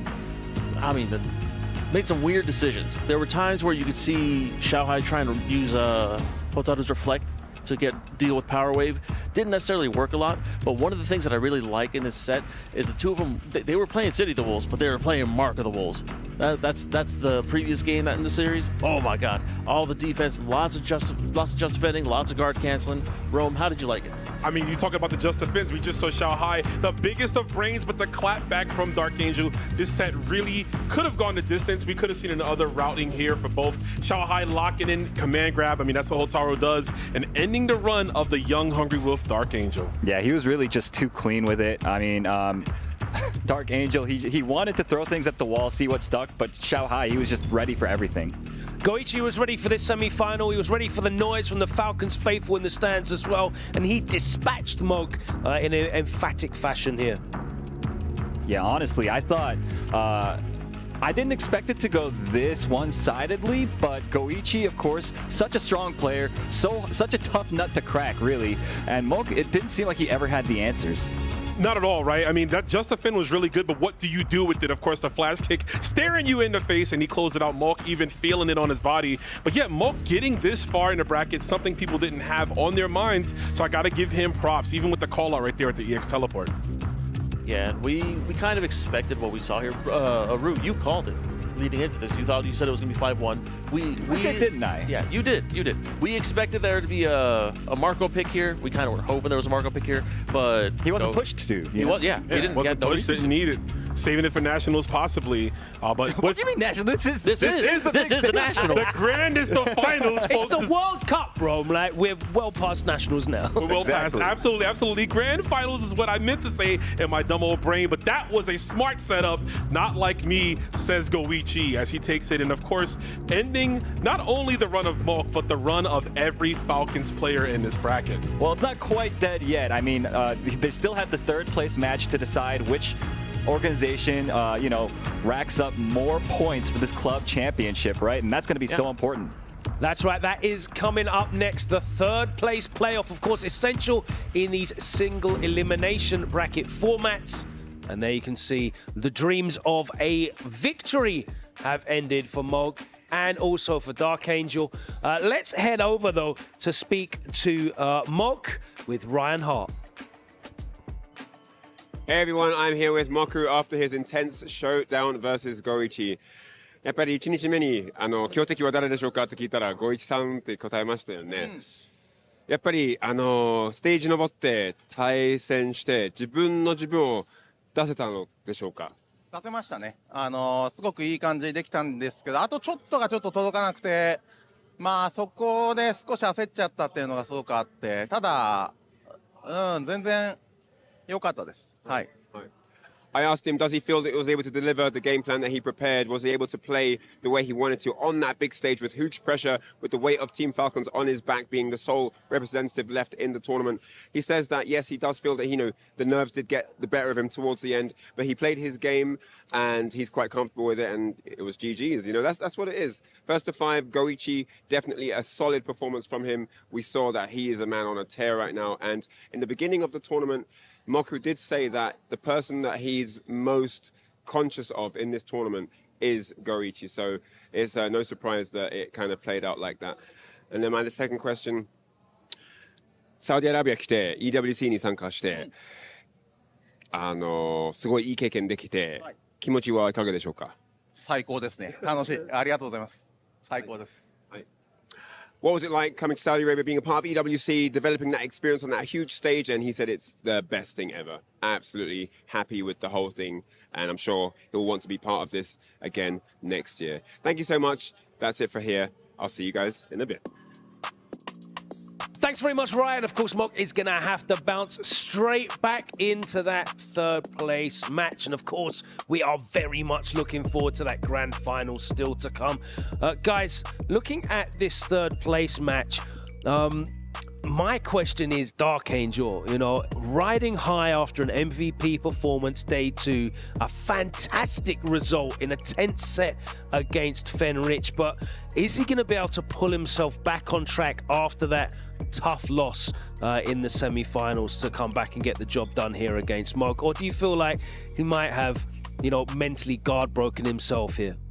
It's certainly possible. I mean, now that he knows that he's no longer in the running for the big win, it's possible he's not as focused, and he's going to need every ounce of focus in this particular character matchup because Hokutomaru, you need to make the most of every tiny little opportunity he gives you because those opportunities are so few and far between because of his mobility.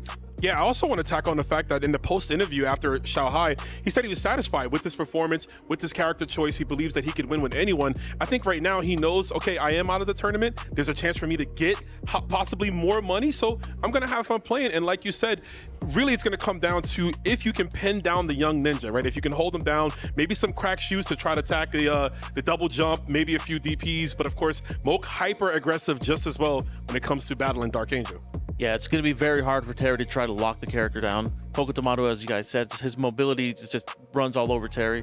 So we're going to see what he's going to be able to do. Again, I mentioned this earlier. He's got the Tyler 1 buff. Maybe that'll help. But again, he also has to do this for his team. Both Falcons and Navi are in the running for points. Absolutely. It's really important to look at that, the club championships, and Falcons invested heavily in Fatal Fury City of the Wolves. 4 players in the bracket out of the 16. 3 players making it through into these playoff finals, and now only 1 still in the final 4, looking to push on and get those potentially 500 points. That is a huge difference between 500 and 300, and perhaps the pressure will be on Mok. He's got the organizational pressure, the home crowd behind him as well. That might pay, that might weigh down heavy on his shoulders also. Yeah, this is just going to be Tyler 1 versus Falcons. That's essentially what it's going to be. Navi and Tyler 1 versus I think that's the a fair noise comparison as well, to be honest. You heard how loud he was here with us, right? Yeah, he was. Man, he was so excited. I was over there and I could hear him, man. It was like that guy, he's got like a pair of pipes on him, bro. Were you in the other room getting interviewed, I think, with another person that looked similar to me? You are so right. Yes, that's possibly what it is. I was over there. But that just goes to show how loud Tyler 1 was. And of course, the Falcons crowd can get even more loud, and we might see that here. A lot of money on the line between this 3rd and 4th place here. I'm very interested to see how it goes down. Only 2 more matches to go here at Fatal Fury City of the Wolves at the Esports World Cup. Let's take a look quickly at the bracket to just recap where we are. We started off today with 8 players at the quarterfinal stage, and XiaoHai outclassing RB 5-2. Dark Angel and Fenritti was definitely our match of the day, and it delivered the hype. 5-4 as Dark Angel eliminated one of the favorites. Goichi outclassing ET, and Mok in the Falcons team kill, defeating XYZZY. Goichi then cruising past Mok, and of course XiaoHai booked his place in the grand finals. It's time now to look ahead at this 3rd place fixture. We have spoken in depth about the mentality of both of these players and where they're at currently based on their performance. Guys, when it comes to experience here, the kind of stage, we know that Dark Angel has never been in this position before. Mok, his history, not as storied as some of the players here, but certainly he has never played under such stakes as this before as well. Yeah, agreed. So, I mean, Goichi alluded to the fact that Mok likes to prepare heavily for particular players coming into events like this, right? I feel like it's going to be tough to prepare for a player like Dark Angel, who's so tough to call out, who's tough to read. So if Dark Angel is able to place the right hitboxes in the right spots and call out Mok's movement, I don't know, Mok might have a little trouble adjusting to that type of gameplay. Yeah, he was the abnormality, right? You look at the brackets, the pit, it's like Homer Simpson, right? With all the different people, and he's the only person by himself, but they're all the different memes. There's all the Billies and Kinds. You see the one Terry in the middle. That was Dark Angel. And like you said, not having time to prepare. Even XiaoHai said, I don't know what Terry do, so I'm just going to keep it safe. I'm going to pick Hotaru, have access to a DP, which Hokutomaru does not have access to, so Mok's defense is going to have to be up to snuff. And on top of that, coming off the match with XiaoHai, he's coming in with confidence. No one has done to XiaoHai what Dark Angel did this weekend. You've been speaking about confidence and belief in his decisions and believing in his reads. Hopefully, Dark Angel still has that belief in himself for Team Navi, but the Falcons faithful are going to be making a ton of noise in the arena as we move in to our 3rd place fixture. 500 club championship points on the line, and individually $100,000, which will be more than either of these players has ever seen in their competitive careers. That's to come next, right here at the Esports World Cup. Fatal Fury City of the Wolves, just 2 matches left to go. It's heating up here. We'll see you on the other side of this. Don't go anywhere.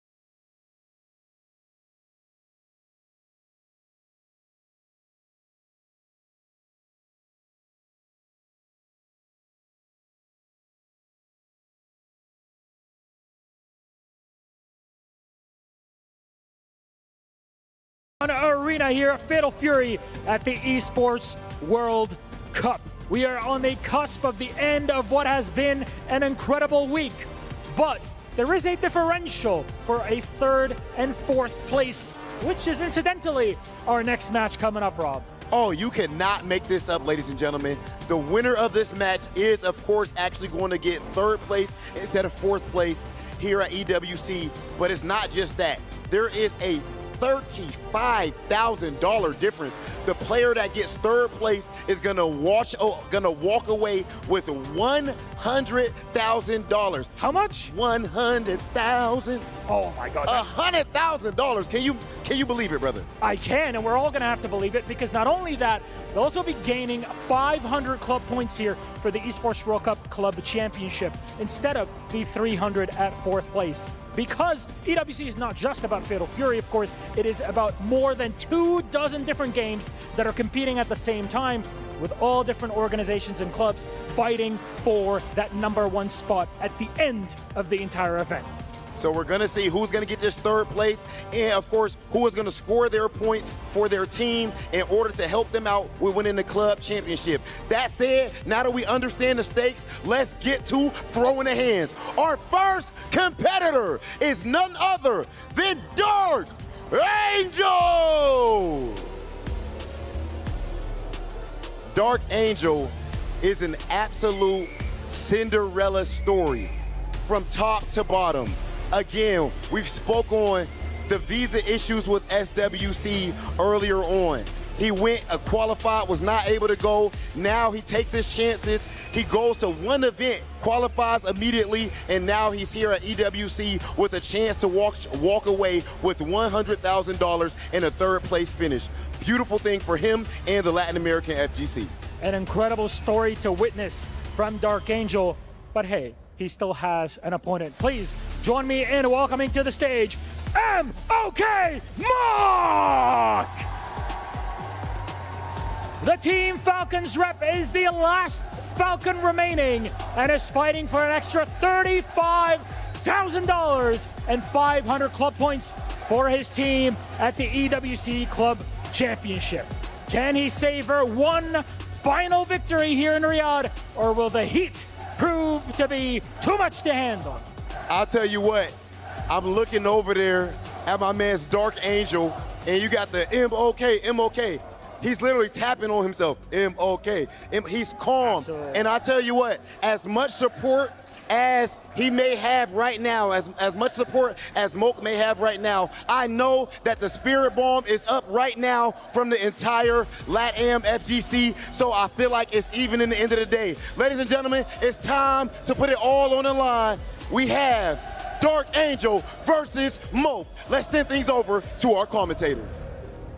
Man, this match is going to be so fun to watch just because I feel like the pressure is kind of gone, right? The pressure is gone from Dark Angel and Mock, so I feel like they'll be a bit more loose in terms of the gameplay, the reversals, and even just kind of maybe more hyper defense possibly.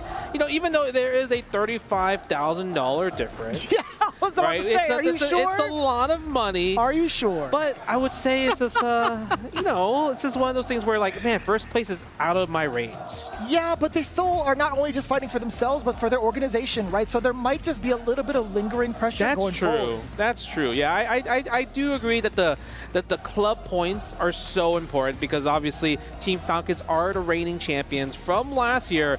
So having a difference between 500 points versus 350, that is a huge difference when you think about it. It is, right? They've already had 2 other members kind of stand in the presence of top 8 to accumulate as many points as possible, but this is going to give them that extra push over the edge, whereas the other side, Navi, this is going to be a really, really big claim to fame, or at least claiming the big stakes towards the grand scheme of the Esports World Cup. So again, as much as it is a 3rd place match, there's still so much on the line. So much on the line. And, you know, I love the fact that the Reinhardt interview with just kind of like Goichi and everything, they talked about how Mock likes to prepare for just everything. Like in terms of like the characters that people he would possibly play, he is going to like prepare. And the analysts were saying, you know, it's kind of hard to prepare for Dark Angel. So I'm kind of curious, are the analysts right or is Mock's research right? That's going to be the test of time to to see if they can get a read against Dark Angel, because there's nobody else that can really copy Dark Angel's gameplay, because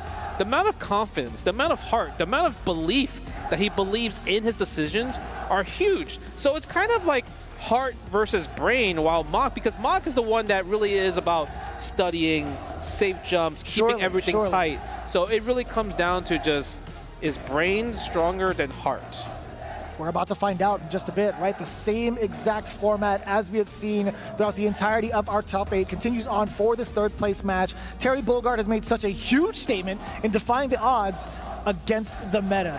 Can it happen yet again? Or will Hokutomaru just breeze through another character? This one is tough because Hokutomaru is going to be able to do a lot of more shurikens, a lot more different type of runaway. So it's going to be up to just, in general, Dark Angel. How can he pin this character down? Right. We talked about the fireball timing that he had against Hotaru specifically, against XiaoHai. I don't know if that's going to play any sort of significant strategy against the shurikens that can be in play, but also Dark Angel, he has to really readjust for some of the big anti-air moments because of the fact that Hokutomaru can adjust his jump with that feint, just like we said right now, Mach with the big opener doing that exact strategy. Yeah, that is so tough. Right away, you could kind of see that we are going to see a problem for Dark Angel to try to anti-air, because he relies on Rev Power Wave so much into DP break, but the fact that this character just defies gravity like no other business. How come he can feint in the air? He's a ninja, bro. That's just what they do. Oh, but they look at that. Jump. The hop, speaking of double jump and hop jumps, he got hit with the shimmy into the red blow for the hard knockdown. Look at that. Keep it tight, keep it safe. Nice challenge with the 2A into the power charge right here. I like that. Monk actually got a little bit overzealous, tried to steal a turn away from Dark Angel, but knowing full well, although he is majority heart, he does know the science behind some of these moves, but Monk doesn't give a damn about anything on the board right now. We got the full hidden gear. Look at that right there, and that's going to be an easy dub, easy one on the board for Mod. 4 games away for giving more club championship points and also more money in his pocket. And I think the big takeaway, like you mentioned from frame 1, Vicious, is that the anti-air is just kind of hard to do. You have to, the best way for you to anti-air if you're fighting against a Hokutomaru player, you have to wait for the double jump and you have to wait for the feint to happen. That's when he can't do anything else from there. What was that call out on the Kuhadan, man? That is flip him. I think that was a little lucky. You know, sometimes luck is involved when it comes to fighting games. And it just worked out, but shout outs to Mog for just confirming that regardless. Able to fix everything, right? Because a similar situation happened when him versus Goichi, but he kind of missed the Kuha break the first time. But this one, like I said, there's less stress in this match in particular. Surely, right? Being able to capitalize on that opportunity when luck meets preparation. But Dark Angel, despite being on the deficit, can have explosive moments and opportunities just like that when the first power guys are ringing out. Mog trying to stave off from the pressure, which he does successfully, and the big punish coming on in the dunk. Not going to matter. So far, the studying from Mog that he did with his recharge, it's been paying pretty well because he knows when Dark Angel's doing a lot of those reversals, right? So it really comes down to Dark Angel, can he just change up a little bit of timing, maybe throw a bit more, maybe even go for a lot more meaty standing A's as well too, to possibly catch the jump. Oh, but the wake up super, such a brave thing from Mog because he's such a huge life deficit as well. Yeah, that is a good call out too, but Dark Angel taking full advantage of that guard cancel, by the way, to take out the rest of Mog's life. As expensive as it was, I still like it. I appreciate that a lot. Being able to just seal the round, right? Dark Angel going again with the guard cancel, trying to find another opportunity, but Mog keeping it really ambiguous. Now the air approach, yet again, getting the hard knockdown, meaty Look at that, I'm telling you, man. The meaty setups in terms of just safe jumps and meaties were the perfect frame trap. Mog has that down packed, but Dark Angel with the Terry, not spending the power wave right there. I'm actually pretty surprised he didn't go for the hard knockdown, right? Which gave Mog a bit more distance where the Oki is not as scary. And now he's in a position to possibly go up 2 from one more confirm. Really smart of the timing against Mog. That feint in the air didn't matter none to him. He still managed to get the counter in. And now the punish could have been so much more severe. Level 1, not quite dead yet. Oh, the one more backdash. touch. What a the teleport and the high dodge attack from Dark Angel. He was able to just call that out literally right there in the last second from just wake up super, avoiding the chip damage. And look at that. Even he was like, you know what? I cannot be mad at that, right? No, that was hard. earn, and that's something that's really hard to anti-air in a just clutch, intense scenario like that. But he's already shown it immediately into game 2. Moving on into game 3, Muck having the very first strike up until this point. Dark Angel still trying to chase the tech roll past the body, but now Muck still trying to steal turns, right? Yep. Nice anti-air using the Rev power dunk in a scenario. And that's actually really, really good from Dark Angel because he's kind of realizing, okay, if I can't anti-air with DP break, I might as well let the whole DP rock. Jesus, as it should be. Nice. Okay, trying to bait out. You already know that short hop was exactly to bait out. What in the hell? Again, catching him upon landing. Overhead is there. Backdash away from the throw. No super. No super? No super. That was, and you know he went for it too, right? Because he got the backdash. He just did standing B. He's like, okay, I'm gonna go finish with super. But the thing is, if he just did his regular B and B, he would have got it. 100%, 100%. He was definitely well within range. Yeah. Could have gotten the kill. Yeah, would have got double 2C there. Oh, they're jumping. Nice. I love the standing B starter right there to get the standing C link. Are we going for a combo? Yes, we are. Still SPG available. Have to be careful there because the Rev blow could be coming out from a guard cancel. Oh, he got counter hit. Now Dark Angel still trying to find a way to thread the needle past the offensive pressure that Muck's been laying down. Rev, what in the world? He went for the sweep? It might have been an input error. I feel like that could have been a power dunk D version, but the thing is he didn't expect the cross up. That's fair. Yeah. That makes a lot of sense. Damn! Yeah, oh my god. Get him out of here! Oh my. 35% guard cancel with the Rev blow. Expensive, but the thing is momentum is so strong. He's able to get this. Can we get another tech chase? Nice. Oh no, he tried. It didn't work out. My. Good You gotta attempt. be hella dead. You still got 31%. You gotta let the flash rock. So much more to the Rev XL. Get that elbow into the Tatsu Super. Really dominant off of the mistakes being capitalized against Dark Angel. You can kind of see where this is where the meta is standing out, right? Because Hokuto Maru, it feels so safe. Everything he's doing, it's like, yeah, like you're the one that needs to chase me. You're the one that needs to take more risk, right? To kind of like do the damage, seal the deal, right? And Dark Angel's cool with that, but the problem is, it's hard to guess that many times in a row. Because at this point, we're literally at the end of the tournament. Everyone has seen you play. Everyone's kind of seen where your offense is and where your defense is.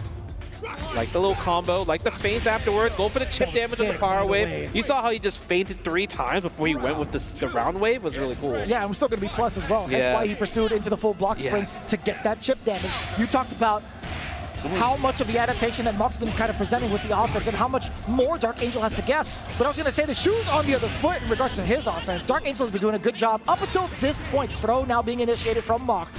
Nice DP break right there. And I love the fact that he kind of just gambled that because Mach was like, okay, I'm going to bait the B version, which has the invo properties, but the D version does not have invo properties, 2 strikes. So we are seeing some adaptation where Dark Angel is trying to take a different type of just risk-taking. Right. Oh my god. And I want him to do the power dunk. Oh, nice. Good steal to turn. Keep stealing more turn. No hit right there. That was a huge wild punish attempt. Okay. Yo, on the way up too. Manages the catch, does get the bounce. No, he missed the cancel for the break. That's huge. That's yeah, Mox gonna be able to take this round. Spend the super, keep it safe, keep it tight. Team Falcons, you see the crowd going crazy to get these 500 points. Another round on the board.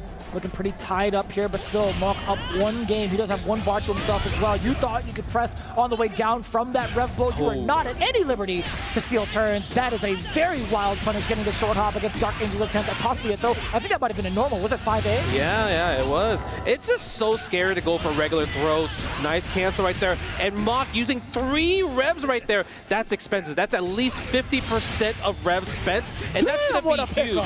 Dark Angel close to 50% right here. It gets the confirm 2-2. That was a beautiful way to confirm from that target combo, knowing full well that if you don't even land, like, let's say you do land the first hit, you are still going to be backing yourself with another extra couple of frames with that secondary hit to go into whatever damage you need to. And Mock, again, opting to go for movement instead at the very last second, getting blown up for it. But now 2-2. We love to see that. Yeah, it's actually really tough. And the cool thing about the difference, right, because I think Dark Angel and the Geo in particular, they only put SPG in the middle. Well, everyone's been using on the point. So the fact that he has it in the middle, it makes his guard cancels and everything cheaper. That's right. So that helps a lot for Dark Angel's game plan because he's using a character like Terry. Yeah, I feel like it's a good balance. That's why it's in the middle. That Flux SPG is going to be so beneficial to him for anything defense related and also towards Rev XLs. But at the moment, he's just about to lose it up until this point. I lied to you all. We got the geyser. Nice anti-air right there, but mistimes the throw. And he didn't take the L yet, but he's close to it. Oh, but we got the counter hit. Isn't enough. There's going to be a little bit scaling, and just right. Damn. Just right. And even look at, he's like, wow, I can't believe I missed that. It's actually really, really tough because they both are missing kind of like their meaty scenarios. From both ends, right? You missed that grab earlier from Dark Angel. You missed the setup from Mark. Yes. That was very fortuitous for Dark Angel's behalf, honestly. And he was sitting at 30% before he let that route rock. So he knew he was going to be very confident in finishing off his route, something he's done a million times. But now Mark trying to regain his pacing here in the neutral. Good challenge. That jump in is going to be so pivotal to open up Dark Angel. Up until this point, the ground game still very sharp from Dark Angel.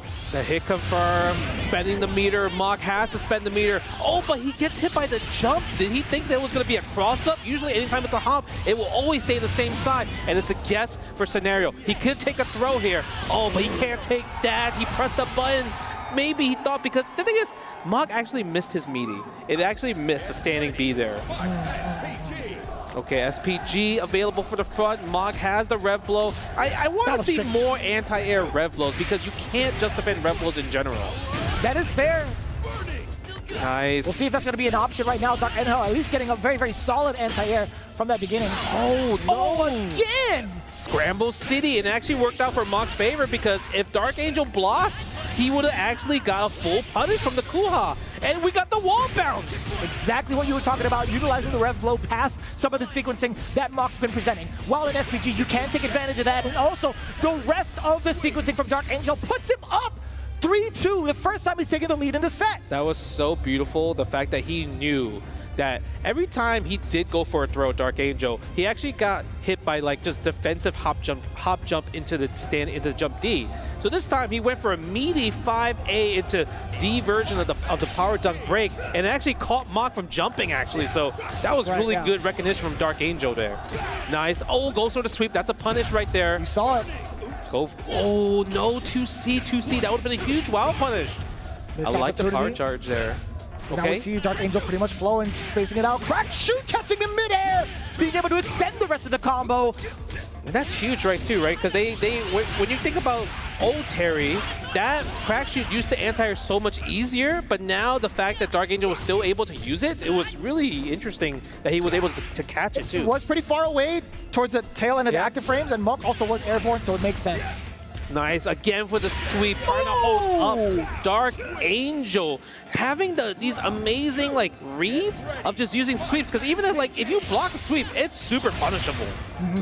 Nice, using the rev guard a lot more. And you know, the one thing I feel like the coolest difference between the two players is that Mach is using rev guard a lot more versus Dark Angel is more about the just defend. That's fair, yeah. Right? Yeah, that's a fair assessment too. Speaking of SPGs now, okay. Dark Angel could use the rev blow, but Monk, yeah, you were talking about his rev guard primarily, right? Yeah. My mistake. I was thinking about it the other way around. Ooh. I'm surprised we actually haven't seen a lot more rev blows, at least particularly in this round from Monk.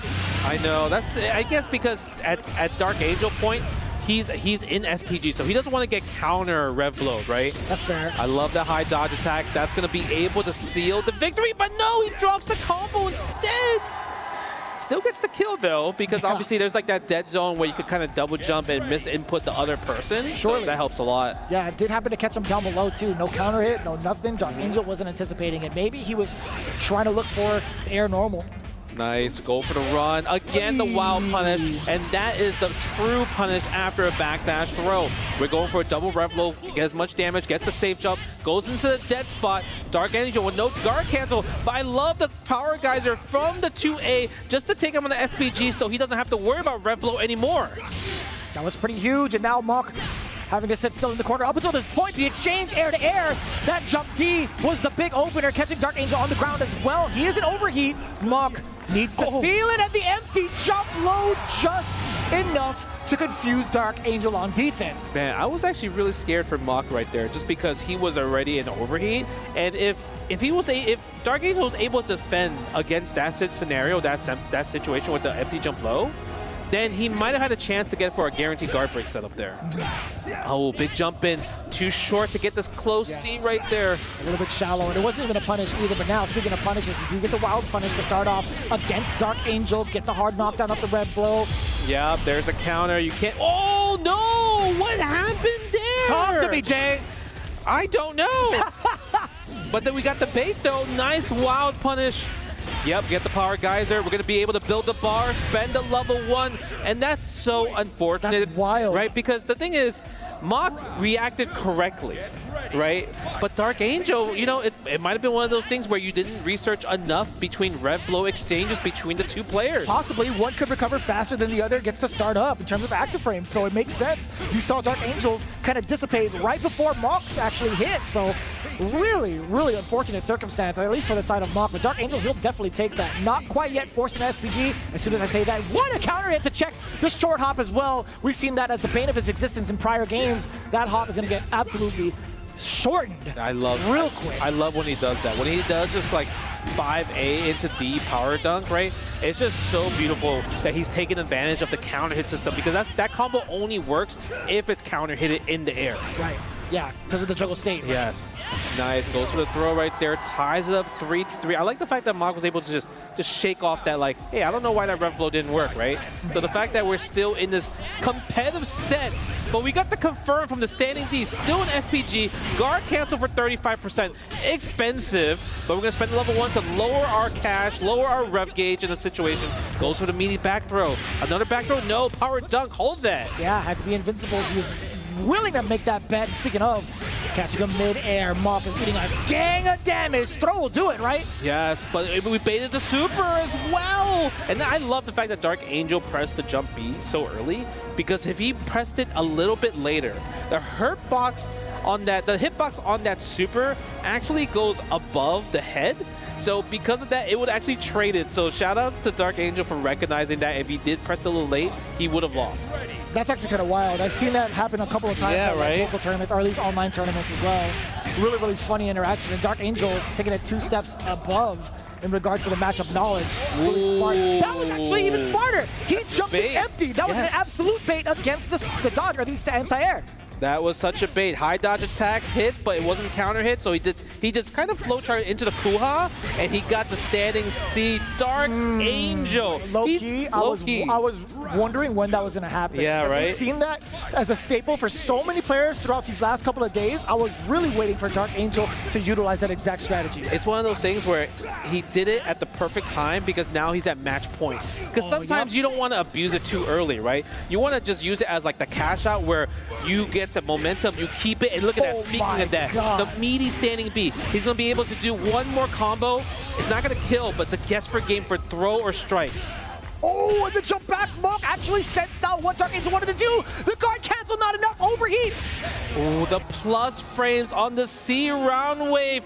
Dark Angel representing Na'Vi, taking 3rd place and just eliminating and putting in a position where Mach takes 4th place. Only 350 points for Team Falcons for Fatal Fury at EWC, while Na'Vi gets the 500 points going into the club championships. Absolute cinema with the way that Dark Angel had entered his way into EWC, now clocking his way out, taking so many high-profile names and characters on the way out. And guess what? He is rewarded with a hefty amount of points, but also a hefty purse. Man, it was so unfortunate, because like Dark Angel was super on it. Mach, like you mentioned earlier, like he kind of, like, I would say, flow chart a little bit, especially with the high dodge into the Kuha break, right? Absolutely pivotal, by the way. Right, that's super pivotal. But even the last sequence where he did lose, he gets the standing D into the feint, right? Yes. And usually you want to combo standing C afterwards, but guess what? He was pushed away where he couldn't get the close C. He actually got far C, and he went to the Kuha. And so because of that, that does not naturally combo. It does not naturally combo. And Dark Angel was ready for the guard cancel after the just defend. It really was a big difference between Mox using Rev Guard. But the thing is, because he used Rev Guard so much, he doesn't have access to just defend guard cancels because he's not really going for it so much compared to Dark Angel, who's really using a lot more guard cancels because it's so necessary for a character like Terry Bogard. Yeah, and again, those guard cancels really kind of like made a big difference towards what the offensive sequencing was like. Mup was a little bit hesitant to kind of go for some of these sequences, but also the things I did notice earlier on, he was a little lackadaisical when it came to the neutral, right? Him trying to go for the teleports, Dark Angel was ready for that. Him trying to throw shurikens, Dark Angel also ready for that. So yes. Overall, the package was so ready from the side of Dark Angel in regards to what Hope Tomorrow wanted to do to steal turns. Yeah, the crazy part is, you know, it doesn't matter. Dark Angel is just too good. Let's just go see what the interview, because I want to see what they have to talk about when it comes to Dark Angel. And here we are on the stage. Dark Angel joining us, third place confirmed for him and for his organization Na'Vi with 500 points for the EWC Club Championship. Now, I'm gonna ask you a technical question. You're the only player that sets their SPG meter in the center and not at the beginning. Why is that? Eres el único jugador en todo el torneo que pone su SPG al medio y no al principio. ¿Por qué es eso? El SPG lo uso en medio porque siento que yo personalmente sí lo aprovecho mejor. Al principio siento que si te entran fuerte o un error grave se te acaba la oportunidad.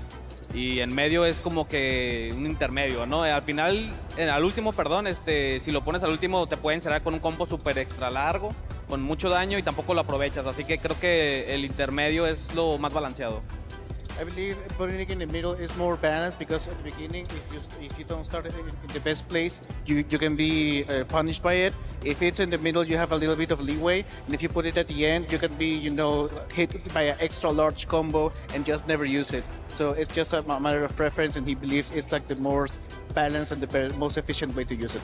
Well, it's good to hear from you for that. Thank you for that technical answer. Now, look, this is your first big international event in your history. It's a big, big deal. What's the future going to look like now for Dark Angel after this third place finish? Este es tu primer evento internacional grande. Esto es en verdad algo muy bueno. Sí, por tu este carrera. es el torneo más grande que he podido participar. Agradezco ahí a la gente de Navi que me dio la oportunidad también por creer en mí y pues estamos dando lo mejor. Yes, this is my first big international event. Thank you very much for Navi for giving me this opportunity, and I'm going to continue giving the best of me. And the final piece, would you like to say anything to the LATAM community supporting you throughout this whole tournament? Quisiera decirle algo a la comunidad latinoamericana que te está apoyando. Agradezco mucho el apoyo de toda la gente de Latinoamérica. No se logró el primer lugar ni el segundo, pero pues nos conformamos con un tercero. Dimos lo mejor y espero que hayan disfrutado el espectáculo. Thank you very much for the people of Latin America. I couldn't get you the first place or the second place, but I did the best I could and continue enjoying the event. Well, it's an incredible finish. His first ever big international tournament, $100,000 and a third place finish. Ladies and gentlemen, one more time for Dark Angel, who has played incredibly through this tournament. Thank you so much for joining us. Before our grand final, however, we have a very special announcement from our friends at RSNK. Bet. Extra hot, just like we said.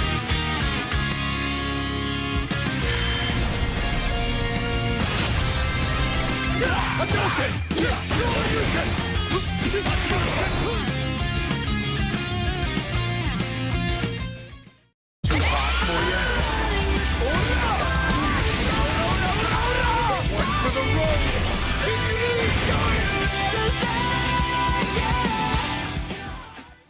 Yeah.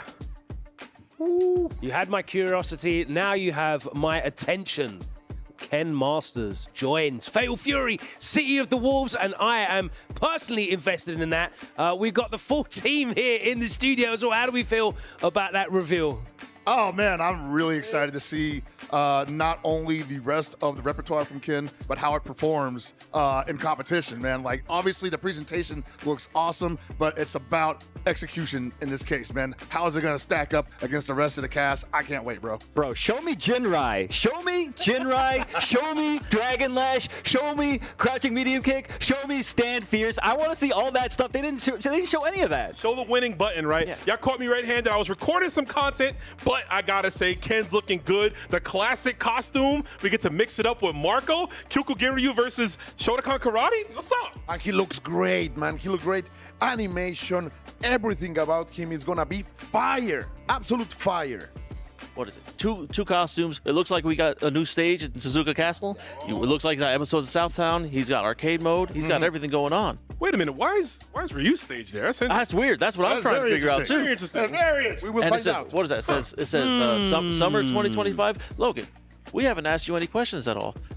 This is one of your people here. Yeah. How are you feeling about this? Yeah, man, he looked cool. I'm really happy to see him look so familiar, you know. Immediately opened up with like the standing medium punch. So a lot of his animations are carried over.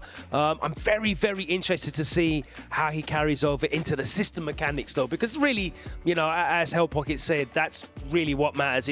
It's great that he looks good. The animation's on point, the design is great, having the modern Street Fighter 6 costume and the classic costume as well. I loved the super animation as well, that looked brilliant. So everything looks on point, but we need to find out how it all works in-game with the mechanics. And of course, as Aru pointed out, there's a lot of moves still to be revealed, or not. You never know. Some of them might not be there. Some of them might be. But yes, really looking forward to that one. This summer, new DLC for Fatal Fury City of the Wolves, commencing the Street Fighter crossover. And of course, Chun-Li still amongst those as well, I believe. On the way. Oh, yes, it's going to be a very exciting summer for Fatal Fury City of the Wolves. But it's a very, very exciting day here at Finals Day. Here was our third and fourth playoff, and the boy came good again. Dark Angel continues to impress. Let's take a look at this. Yeah, honestly, I mean, Moke, he just played he played a pretty good game, honestly, but Dark Angel, look at that. He was just so ready with the anti-air on that teleport. That is not easy to do. Yeah, we talked about before the matchup, right, and just how the air trajectory, how he likes to change it up with Hulk tomorrow could be a bit of a detriment for Dark Angel. But Dark Angel's anti-airs, I mean, that boy come from a background where you got to be uppercutting hops all the time consistently against crazy pressure. And we saw him execute it right here. The stamp of approval on the combo. You see Moke is in shambles. Yeah, we got to see, we got to witness one of the changes from the earlier patch, where the double jump gets counter hit now, and we got to see that utilized here. And Dark Angel took full advantage of that. I think he even did an optimal combo out. Yeah, his counter hit awareness was quite good. I mean, he also got a lot of stand A counter hits on hops, and then converting into the DP break. I mean, that is just such good heads up play, and that's the level that you need to play at in order to play on this stage. Heads up awareness, like you just mentioned, that jump B to navigate through the wake up super of Hulk tomorrow. I've seen so many other characters fall to that, trying to time their normals right. Marco, Terry, and maybe one or two others can actually use their jump Bs depending on the right arc to get over that and punish, which we saw DA hit. I'm just so impressed by the composure of this man. One of the youngest players involved in this Fatal Fury City of the Wolves. He is the youngest. It is his first time ever competing on an international stage of this caliber as well. He has such a bright future ahead of him. A great pickup from Na'Vi, of course, converting into 500 club championship points. And for his personal reward, $100,000.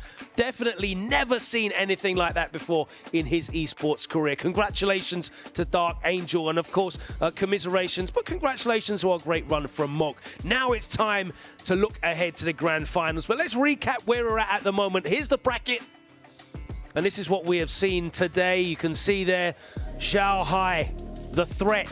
We all knew that we were expecting to see him in that grand finals, and it's no surprise to see Goichi joining him there as well. Guys, XiaoHai Goichi, it's probably what we would have called as the grand finals going into the tournament. We have got it now.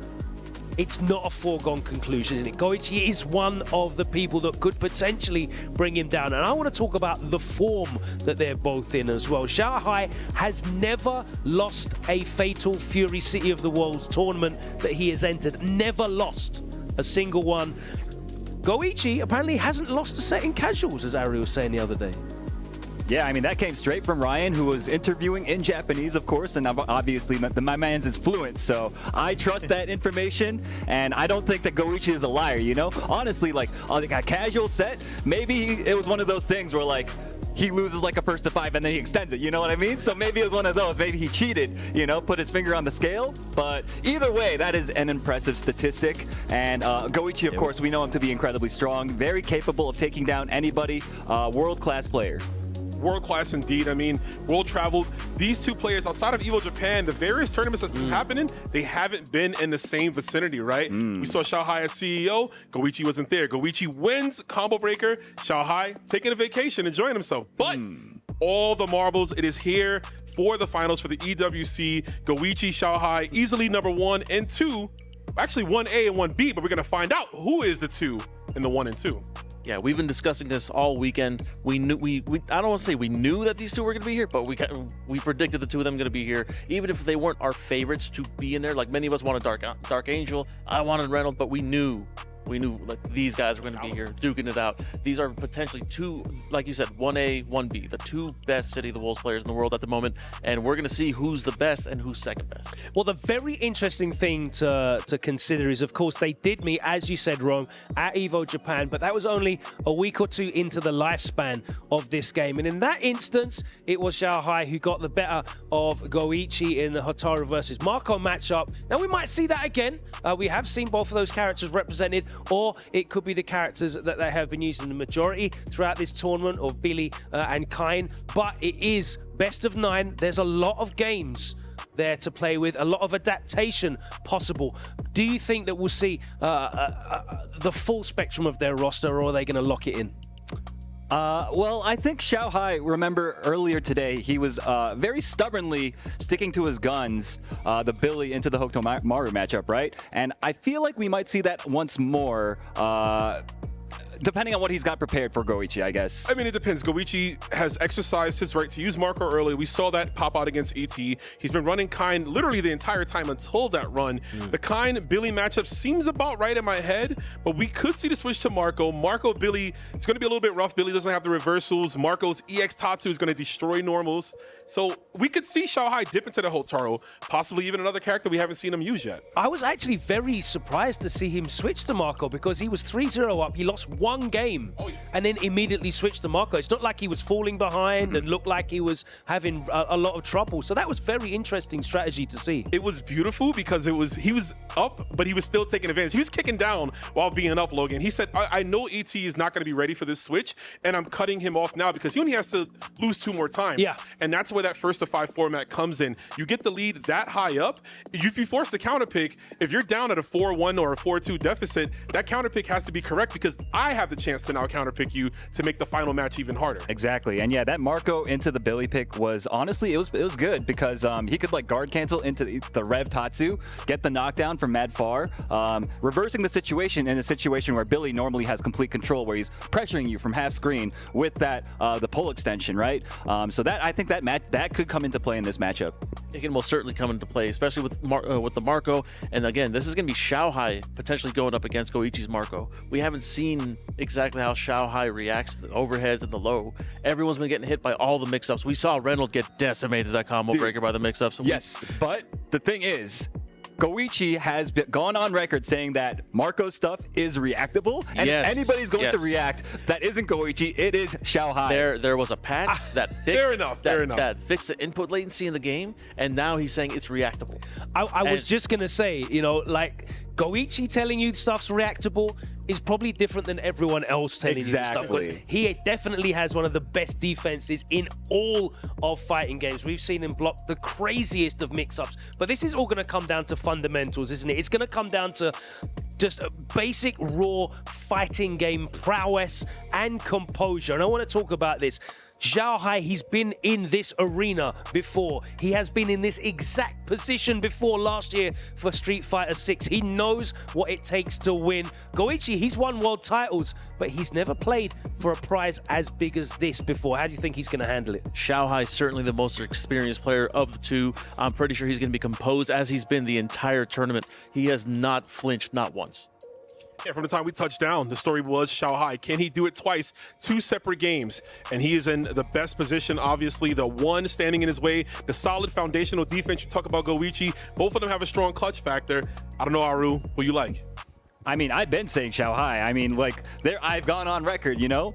We checked the group chat. I've gone on record saying go XiaoHai. So I'm on Team XiaoHai here, but it really could go either way. Guys, thank you so much for your input and insight this week. It has been a pleasure working with you all. It has all come down to this, and you can see in the arena, we await not 17 seconds to go until we get into this, our grand final. We will crown our first ever Esports World Cup Fatal Fury City of the Wolves champion. Will it be XiaoHai making history? Will it be Goichi? We're going to find out right now. Let's head to the arena.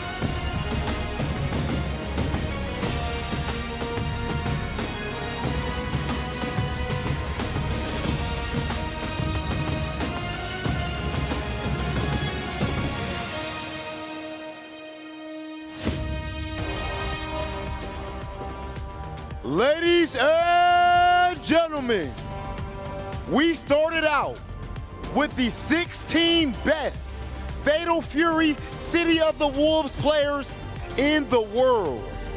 And now we are all the way down to the final two. It is time for grand finals. It is time to find out who is the ultimate Fatal Fury City of the Wolves competitor.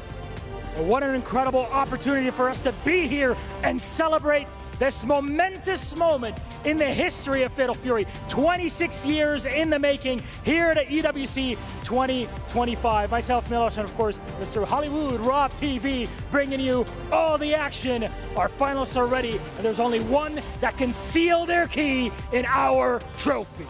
I love what you brought up right there, Milos. 26 years in the making, or even more if you count the years that these players put into their craft. If you count the hours, the countless time they spent traveling in order to get to this point. Ladies and gentlemen, we've had enough talking, but there is no time like showtime. Coming to the stage, fighting out of Japan, none other than Goichi!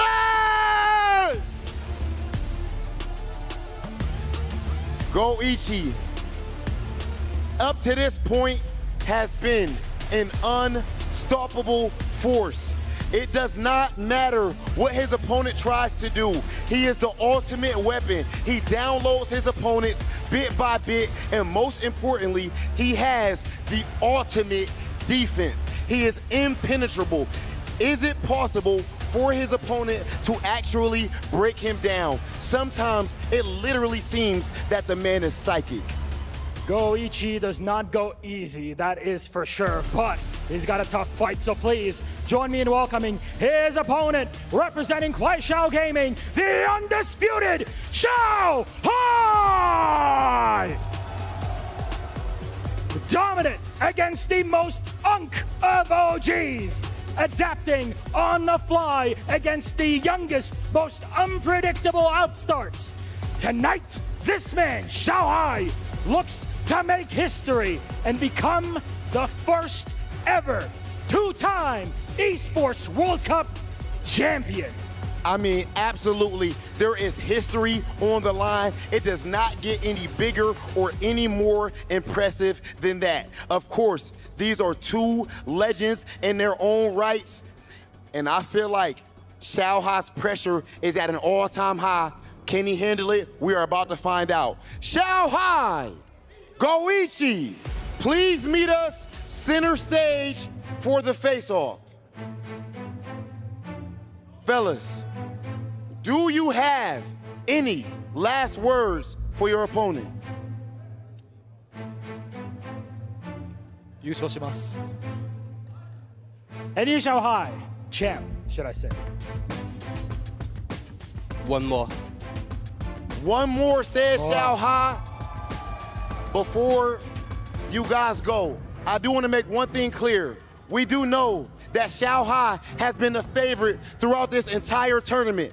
But with that being the case, he is a fighting game god, but he is also going up against another fighting game god. He cannot look down, and neither can Go1. They are looking eye to eye, and now the only question is, which god can bleed? Fellas, please take your places.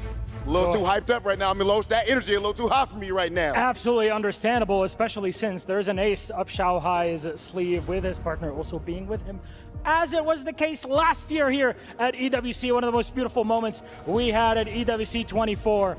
But Rob, an absolute pleasure to be here and get this game started. Two giants, Go1, XiaoHai are ready to go, and so are commentators. Let's get this going! The energy is absolutely tangible as expected, because now we are at the precipice of the unprecedented. Month after month of grueling qualifiers to take us all the way to the pinnacle of competition, which you see before you. It is Go1 versus XiaoHai. This is grand finals, and like XiaoHai said, one more, because he can make history. Literally the first person to win 2 different titles for Esports World Cup, right? I feel like there might be a lot of pressure just because when you think about XiaoHai, it's like, yes, the money's there. But the thing is, he is all about trying to leave his name in the legacy. Exactly. When it comes down to it, like he mentioned in the interview, he is the GOAT, right? He's the GOAT. So he wants to make sure that it's like, if you're trying to be a GOAT, you need to work really hard to catch up to me. While Go1, I mean, he is no slouch himself. He has won many world championships as well, but this is his first time in EWC trying to get his first title win in Fatal Fury City of the Wolves. But the crazy part is, tell me, both of them play 2 different characters, right? One is Billy and one is Hotaru for XiaoHai, while Go1 has the Kain and also the Marco. So I'm kind of curious to see, are we going to get a counter pick possibly back and forth? Possibly. Because that's the one thing I'm so curious about. Because if Kain loses to Billy, will we see the Marco for the counter pick like he did against ET? That's exactly it, right? We've already had that example set, unfortunately, against ET once that switch off had happened. And obviously, Go1, he was much more comfortable with that pick. However, it really is up to the way that XiaoHai delivers as Billy initially, right? Yes. There might be some ways where the Marco pick not even gets a scratch on XiaoHai and forces the return back to Kain. There are so many different routes from the side of Go1's perspective, but not as many from the side of XiaoHai. Although, we can take it back a little bit. We did see Hotaru in the very couple of parts of the top 8. We don't know if that's actually going to be a possibility at all. It could be, because the analysts were saying that when they did play at EVO Japan in tournament, it was Hotaru taking down the Marco. So there is, like, you know, kind of like that recollection of just like, I beat you with this character before. Okay. So maybe it's a possibility that we bring it back, right? Because we saw Hotaru come out against Dark Angel in terms of more kind of like the unfamiliar territory. That's right. So it could be something where it's like, this is something familiar. I beat him before with Hotaru. Maybe it's a possibility, or maybe not. We could obviously stick with Billy the whole entire time. it just really depends on, I think, the flow of the match. Is it going to be a competitive set? Is it going to be a back and forth? Or is it going to be a wash from either side? Yeah, Goichi could be the one that goes ham, or Billy King could go ham. Which is kind of wild considering the way we've prefaced up this matchup in regards to the profiles and the way that these two players kind of play, right? We talked about the ultimate defensive weapon from the side of Goichi. We talked about the unstoppable force that is XiaoHai. It really does add to the drama, not just from the player's perspective, but the potential picks that could come out in this long set. Yeah, and the craziest part about this, there is information from both sides, right? Obviously, XiaoHai is like, okay, I seen ET, how he beat your kind with the Billy, but Goichi could be like, I seen RB do some damage against XiaoHai's Billy. So they definitely have studied against each other within the tournament, and already a guard cancel into the hard knockdown, into the rondo. What's the guess? Can we take out the SPG? And yes, we do. Very aggressive start here in game one for Goichi at the benefit. XiaoHai actually catching the following sequence after the short hop. We do get a forward throw down from XiaoHai. Rev dashing all the way through. Goichi actually tried to back away. The chase down, but no guard cancel right there. Nice flash kick right there. You thought you were able to anti-her. He doesn't spend too much because the thing is, the rev is insane right here. Look at 93%. Even at 70, he was able to just guard cancel in general, which causes another 17%. But the wake up super from XiaoHai, 0 to 100 overheat. You know what's going to happen right here. This is automatic sequence. You can't get out of this. That's going to be more than enough damage. He wasn't even getting started with that Rev XL. All he needed was just one Rev Art to secure that first round after the guard break. A little mismanagement from the meter from the side of Goichi off of that guard cancel. Yeah, that's the one thing I noticed throughout this whole entire tournament, where Goichi, yes, you obviously made it this far with the kind, but the amount of Rev, look at the Rev already, it's at 80%. He's in overheat a lot. And against a character like Billy, who's going to put you in a position where you're forced to just defend perfectly, if you don't, you're in an overheat sequence like this, and now you're getting the back throw. Do we have a checkmate scenario?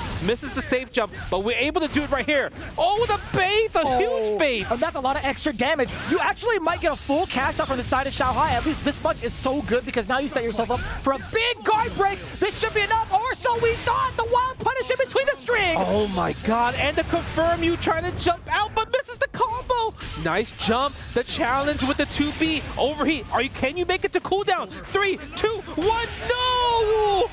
Oh yeah, for XiaoHai? Oh no, that Can was we talk about so that? unfortunate. So he went really aggressive in regards to dumping out that rev gauge, right? He was trying to go as far as possible just to get offense going. However, he had full bar, he had full SPG, he didn't land a sequence, he could have gone for hidden gear, no? He could have gone to hidden gear, but I just feel like Goichi is in a situation is like, it's either I block the standing C into the guard break, or if I wait for the cooldown. But the thing is, it's a guess. At that point, XiaoHai guessed right every single time, able to get the combo, but we get the challenge a little bit too far from that standing A right there after the feint. Oh, and that feint also from the side of XiaoHai, getting a counter hit just in the nick of time. Goichi mistiming some of his presses as well. We talk about some of the timings that some of these pro players have in regards to their button choices. XiaoHai actually getting rather lucky in that regard. Nice juggle. What a full screen confirmation juggle. Good challenge right there. You can always interrupt like the target combo and overhead, because if you block the target combo and overhead, you actually have to block the next sequence right there. Good. That is an excellent cross-up angle.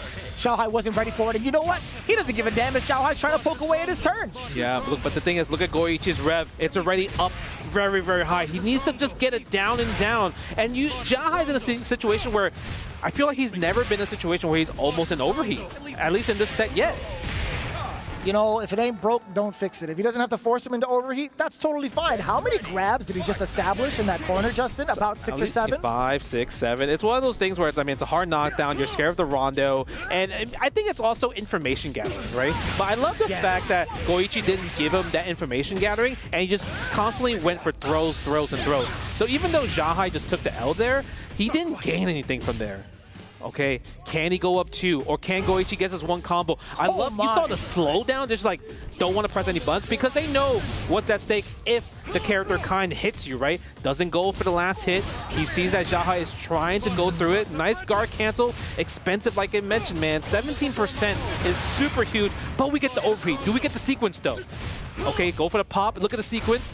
Nice break. Oh, the jump out too from XiaoHai. Very fortuitous timing against Goichi's offensive barrage. But now, despite being in overheat, he's still on the offensive, getting the confirmed off of the light. Another sequence could be had, and XiaoHai nails it off of the crouching B. Are you kidding me right now? That was perseverance while on the ropes. Yeah, I mean, he was literally one hit away from just getting guard broken. I think Goichi got greedy right there. He should have went into the just a rev move. If he went to the rev move and forced XiaoHai to try to react with a super, then at least it would have been a better situation, because the classic 2B, sniping from a mile away, it's really, really good. Interesting. Very, very interesting developments too. Again, XiaoHai playing at a very similar stature as he was throughout the entirety of day one, where he's opting for corner control majority of the time and forcing the airs from Goichi. Funny enough, Goichi has been biting towards a lot of these airs, which is something we haven't seen thus far up until this point. Yes, and again, look at the backdash right there with the 2C into the wild punish. Look at this. Oh, half-life without any meter spent and not that much. Oh my god. Did you tech? I hella tech. I mean, at this point, if you are Goichi, you're like, what am I doing wrong? Everything right now, according to XiaoHai. Yes, look at this. And he's playing so safe in the sense where, like, I'm not trying to give you anything. He goes for the neutral skip. But look at this, 69% on rev. It's so expensive every single time. Nice guard cancel right there. But you're not going to be able to spend a lot of bar. You're at 96. It is at danger territory, but we go for the throw.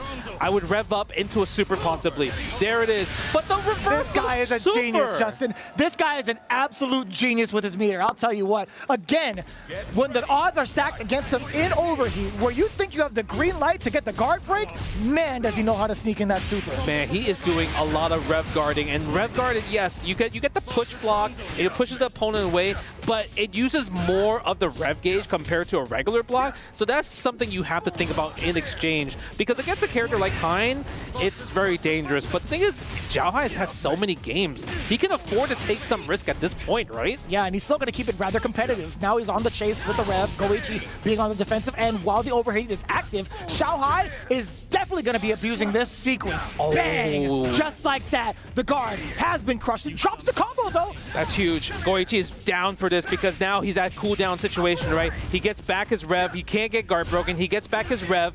Now, the thing is, can he get the next hit to close out? He would have to dump all his bar for this win here. Yeah, there it is. Lows, but here comes the crouching C. Now, the continuation doesn't need to spend the rest of the bar. That's Goichi staying alive within this game. Dude, he has to make it 2-1. Going down 3-0 is just so bad, right? Because it might be at that point where he might not even be able to pick Marco at that point. I would agree with you. I would heavily agree with you. It might just be a full commitment to Kaim. We see the first throw. Okay, again, the shimmy's not working. Like, if you see somebody rev guarding like that, you might as well go for the throw. That is fair. To be honest, though, XiaoHai, he did happen to tech a very delayed tech attempt from the side of Goichi. Oh, that's going to be it. 2-1. Huge win there. Perfect? That was a perfect. Yeah, huge win there for Goichi. Able to kind of like put back the scenario. And I think what makes this match hard for Goichi in particular is because everyone's been talking about he's like the fortress, best defense in the game, right? But if you're fighting against a character archetype like Billy, who has the keep away tools, you're the one that has to change from defense to offense. More often than not, yes, that is definitely the case. And Goichi, despite right now having to go through those scenarios, he has found some really significant openings. But right now, XiaoHai, speaking of significant, off of these lights, he's doing so much damage. He is. He was trying to bait out a guard cancel. Yep, he was. Ooh, but the 2C there. Not a guard cancel. Such a great guard cancel right there. Yep, take it to the corner. Go for the hard knockdown, sets a rondo. I'm not even sure if you want to spend that rev there because you're expensive. Drops the standing C. Sometimes when you do get a jump in like that, you might have pressed the button a little bit too early. Yeah, that makes sense. You have to wait till you land before you press the next button for it to come out. What a raw call out against the throw. Goichi going for a short hop, a defensive short hop at that, just to make sure that he's not susceptible to that strategy. XiaoHai could have gone for a meaty, but what a read from Goichi. Speaking of read, XiaoHai jumping out of the rev dash, takes out of SPG right away. Now what's the safe jump? Goes for the meaty spin right there. I actually really like that because it's kind of hard to tell when it's your turn because there's so many hits. Oh, but the punish. We don't get the wild punish, but we get a good punish instead. Yeah, we still get double heavies to start up. Not too bad. bad at all. Into the orbs, backing away is XiaoHai. Far C range is going to be so difficult for Goichi to get past. That's exactly why. Yes, look at that. Man, I really want Goichi to stop going for these shimmies, man. I'd like just go for more throws and everything, because the thing is, it's just not working out. But we're going to go for the guard break sequence, guaranteed. But what's the combo? What's the sequence? Because you can't kill at this point. You don't even have enough bar. You do get a rondo. Nice JD right there. Wow, that was so good. I truly thought he got hit. I truly thought he got hit there. I was terrified for one, missing the rest of the JD, but luckily it was only one where he bounced back. Number two, I didn't know if he was going to be in time for the punish, because that was a little sus. He actually missed the punish, but somehow reacted that he missed it into standing C. So that was really good, because the cross-up missed, actually. That was cross-up B missed completely. Oh, big jump in, but doesn't get the jump in. You know, we get the sweep anyway. Sometimes scrambling happens pretty well. I think it was the most random interaction we've had thus far. I mean, that says a lot. It does. Right? Ooh, wake up jab. Sometimes you don't know when the quick rise is coming. You don't know if it's going to be the long quick rise as well. But the pressure is on Goichi. It's the first time I feel like he's taken the lead even in this round, and now he's officially taken the lead. He broke his nose twice, Justin. He went for the target combo and then did it again, counter it, confirm it to the super. Well, Billy Do has a big nose. Yeah, that's how you feel? Big target? Yeah. Okay, go for the standee, +3 on their situation. Do we spend the hard knockdown? Are we going to no, we're not going for it. We're going to go for the quick rise setup instead. And we got the plus frames. Defensive back throw. Goichi now no tech in general. Ooh, we do get the invisible up kicks though. The flash kick paying off for Goichi. Another throw from XiaoHai. Forward throw. Rev dashing his way towards more pressure. Plus frames get off of the invincible again. Goichi taking the risk. Yeah. I'm actually like wondering what is Goichi's game plan here. Nice call out. We might not even see it. We might have to save it for the next round. And I love the delay on both, because that round, XiaoHai is trying to snipe out the wake-up flash kicks at this point. That's right. Okay, very significant standstill on both ends. Okay, spend it. Still an SPG, but just barely. Maybe go for an overhead. No, we're trying to bait out the flash kick. And I feel like that's a lot of information to give for Goichi right there. Because now you're like, maybe I can wake up buttons a little bit more. But XiaoHai so close and going up 3-2 here. He's going to continue pressure after this, Justin. Okay. There's no way he doesn't, right? No? Overhead, you're right. Nice call. Is that enough? It is. 3-2.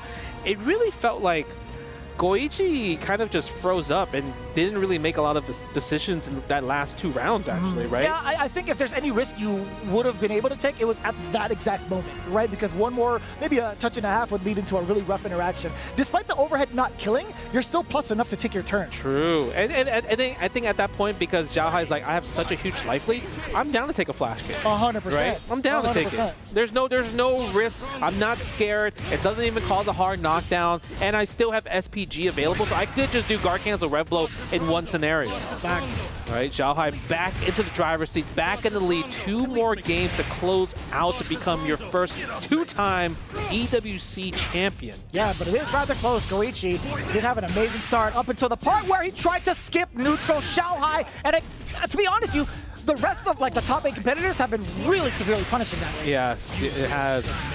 Man, I'm just, every time I look at the rev gauge on Goichi's side, I'm just scared that he's going to overheat by accident, because sometimes when you're in the heat of the moment, you just forget the percentages, right? So like, anytime you do guard cancel rev blow, that's 35%. Anytime you do double rev excel, that's 40%, right? Yeah. So it's like, if you're at a 79, you might forget if you do a double Rev XL. And Kind's a character that wants to do double Rev XL. He has to do double Rev XL. Yeah, he wants to land any sort of big, hard knockdown sequence to get the orb started and get the pressure sequences, right? But XiaoHai, right now, despite getting that hard knockdown, manages to escape the onslaught, the potential. Ooh, that reach! That was mad far! Yeah, what do you mean? The hurt box of the cane, man, that's part of his body. Nice, I like the throw again. Do we go for another throw? I want to see, every time you see the rev gauge, the rev guard, you want to go for more throws. Oh, that was kind of sick. Okay. Offensive forward throw, goes for the overhead. I love the fact he just did the overhead just for cheeky damage, and also in a position where to take him out far away from SPG. Not enough. 48%. Oh, wow. What a 2B challenge from the 5-8 whiff. Don't flash kick. You knew it. Don't do it again. Don't do it again. I'll do it right now. Oh! Good block! And that's enough. That is definitely enough, too. Goichi going for the Rev Art elbow And that's actually pretty good because Yep. whether or not it hits, I know XiaoHai was going to try to contest no matter what. It was a counter hit. Yes. Even if he did not, the chip was still going to be a very big problem. Yeah, either way, he was going to put himself in rev, flash kick, break, and then +3 scenario. And he probably was going to go into 2C into the Rondo super regardless, right? To kind of keep the pressure going, try to rev up the XiaoHai's rev gauge in general and put him in overheat where he can't even have Just Defend available to save his life, right? Nice guard cancel right there. It's also a good realization that Goichi is like the only kind player that's recognizing that anytime XiaoHai is doing regular pull, he could guard cancel. Anytime he's doing just rev version of the pull, he's not guard canceling, right? Because of the rev low cancellation. You see, like just like there. Because if he did, yeah, because if he did rev blow, XiaoHai would have been able to rev blow in retaliation. That's right. Okay. Being able to get into an XL route too. Yes, yes. Okay, like the little chase down and the walk down, and we're trying to rev. I love the hyper defense, but now we're in overheat. We could take advantage. I don't think XiaoHai would spend the bar here. Again, what a defensive guard cancel there. Sparks a Rondo. Okay. Gets me every time. The guard cancel, actually the guard crush doesn't come in. In benefit of Goichi, we do get the super. Plus frame. Uh-oh, you might be dead. He's not, because he's overheat, so he couldn't confirm the combo. But there it is, guard break anyway. Like I said, brother, as soon as the knockdown happened and you had that much left in your guard, there was no way you were surviving. Yeah, that's true, actually. It's so tough, right? Because that 2C in the super, it's a just do it super, right? You just like, oh yeah, cool. Nice. Love the wild punish. Do we spend the level 1 here? Of course we do. No, we don't. We're going to keep him SPG, which is dangerous because the guard cancel rev blow is actually what's killing XiaoHai. We'll take that though. Unfiltered damage off of the ignition super coming in from XiaoHai. Plus frames there. Yep. Fumble before my ambition. Throws the sparks of Rondo. Overheat. Now, do we have enough sequence for a guard break? We take a forward throw. Can we build enough bar in the sequence? One more. Oh, he takes the hit. He might be dead. He's going to build enough bar. Yeah, he got enough. Goichi going up 4-3. That's actually insane. The big shift in the power. That's going to be so nerve-wracking. Do we? Now, the real question is, oh man, she is worried. XiaoHai's wife, you can see from the production, she is worried. Do we go to the Hotaru pick? He's thinking about it. He's like, can I rely on Hotaru for 2 games? Or do I stick with Billy that got me this far in a 4-3 scenario? Because it doesn't feel like it's just that bad. He can do it. It's very much so feasible. But if it goes to 4-4, Goichi could go to Marco for the 1 game overhead low. Oh my. It's very possible. So I don't think there's going to be enough time for Hotaru to make the adaptation against both the Kain and the Marco. That's genuinely. true. I think he has to stick it with Billy. This is cinema right here. This is... All right, Hotaru, not on the clock. That's what it comes down to. Yeah, he put the shades down. Yep. Not on the clock, Junior. Oh my God. Nice. Wake up with the 5A for the 4-framer. Standing D. Good delay tech. And he beats the 2C. No way. That's huge. Just outside, just around the hitbox of that dodge. Oh my God. So And against the counter hit. Wow, Goichi's so good. Saw that he did the early jump D and went for a jab confirm. Goes for the throw. Match point for Goichi. You saw him. He's like, please, one more. And he's smelling the blood. Offense is going crazy right here. We're getting a lot of the throws now coming into play. Yes. Back to back. XiaoHai actually getting a very delayed tech on that one. Let's see the route now. Bring him back up. Not going for the hard knockdown just yet. Actually, he is going for the super this time. He has to. Take him out the SPG. I love the rev guard from Goichi right there. Throws out the Rondo. It's so hard to punish regardless. Throws out, solves the overheat, and now in a position where XiaoHai has to fight. He does have a super though, so he has 1 defensive decision to make, but the counter hit missed out. Wait, wasn't even counter hit in the first place, Justin? That's the big question. I didn't get to see it. Yeah. Surviving through the overheat, 36 now. He has to play neutral up until this point. The movement saving his life, saving his round in this tournament. No. Movement past Goichi's airborne approach. He's staying alive. She can't even watch. Okay, nice little combo right here. XiaoHai's fighting back. There's the power of the buff in general. Okay, wake up jab, the no close C. I feel like Goichi gets hit. This is it right here. Justin laid down the pressure for Goichi on this tournament point. Nice. He's screaming at XiaoHai with this pressure. There is no tomorrow. Oh my Get him God. that guard crush. Uh-oh, he's not guard crushed yet. XiaoHai can gamble. The thing is, can he make the read? One super, this is a decision maker right here. Does he go for it? And he gets hit. This is not enough, but it's one more guess per game. Guard crush Do we City have is it? here. Oh, the jump out, what a decision right there. But the guard cancel, no rev. Oh, Goichi popping off. He did it. EWC Fatal Fury champion. He finally did it. The first person to ever dethrone XiaoHai in Fatal Fury, City of the Wolves. Look at you see the emotion he has? He couldn't believe it. The excitement and the elation, the pop off immediately from the seat, and then the complete stark contrast as you see it pan over to XiaoHai, stuck in his seat, stuck in his emotions, feeling absolutely drained. He can't even stand. His hands are shaking. He cannot. All of the emotions on both ends, the yin and the yang from both ends, is just so tangible, and XiaoHai still trying to figure out what had gone wrong in his strategy. It's one of those things where it's like, he's probably thinking, would Hotaru have worked maybe? Or like, would have Wake Up Super worked? Because the situations that Goichi put him, that's the scariest part. And look at him. Look at Goichi, your EWC Fatal Fury City of the Wolves champion.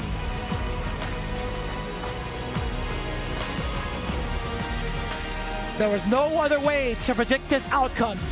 Either one could have walked away as the champion, but fate has shown their bright lights up on the stage towards Goichi. And now, with the winner, we have Rob TV standing by.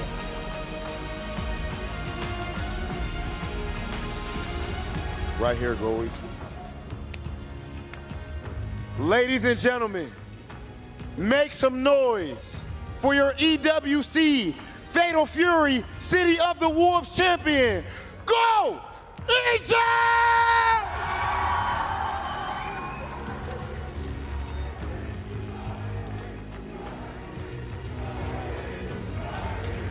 Goichi, going into the event, you were not the favorite to win.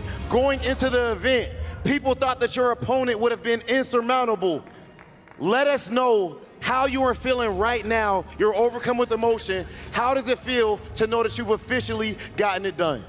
はい、この試合の前には対戦相手が優勝確実だとみなされてた傾向はあったと思うんですけれども、ここまでこの優勝を収めた今、どういうふうにお感じになっていらっしゃいますか？いやもう本当に夢のようです。最高です。ありがとうございます。It is like a dream. Thank you so much. It's amazing. Goichi, I have to ask, when it comes to the emotion that you're feeling right now, what is causing such an outpouring of this emotion? What is going through your mind right now that you are officially the EWC champion? はい、大変今感情が高まっていらっしゃると思うんですけれども、このような感情が高まる中、このような EWC のチャンピオンとなられたわけですけれども、どのような思いがありますか？そうですね。ちょっとチームが変わっていろいろとあったんですけれども、この舞台で挑ませていただいたデトネーションゲーミングの声かけていただいた方、本当にありがとうございます。この場に立てて、そして優勝できて本当に嬉しいです。The team changed, like, you know, I've been through lots of different things. However, like, I was given an opportunity to work in detonation game, and I'd like to extend my gratitude to everyone who made it possible. Thank you so much indeed for everything. Now, Goichi, outside of the game, you are such a nice, such a kind person. But inside the game, you are a beast. Are you two different people outside and inside the game? 普段の光一さんはとても穏やかでお優しいお方でいらっしゃるんですけれども、ゲーム中はなんとビースト、けだものになられますよね。もしかしてこの一つの体の中に2人の人格がいらっしゃるのでしょうか。そうです。Yes, indeed. And of course, I'd be remiss if I did not do a favor for the entire FGC by asking you this. You are someone who's considered to have the ultimate defense. Sometimes you seem psychic. How much of that is instinct and how much is preparation? このディフェンスが素晴らしいと思うんですね、光一さんは。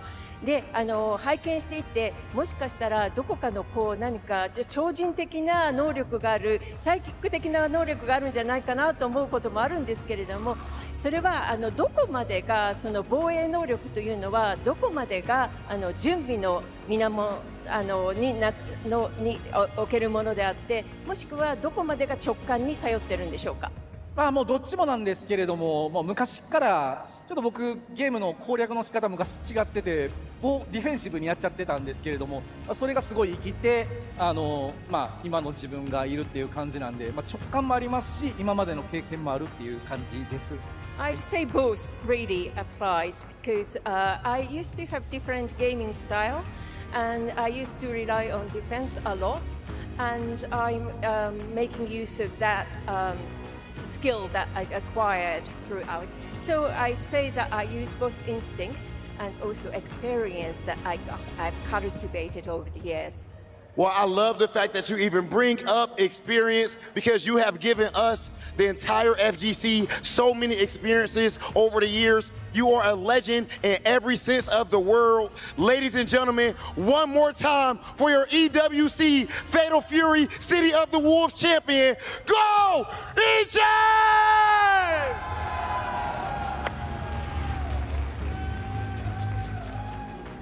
We're gonna send things over.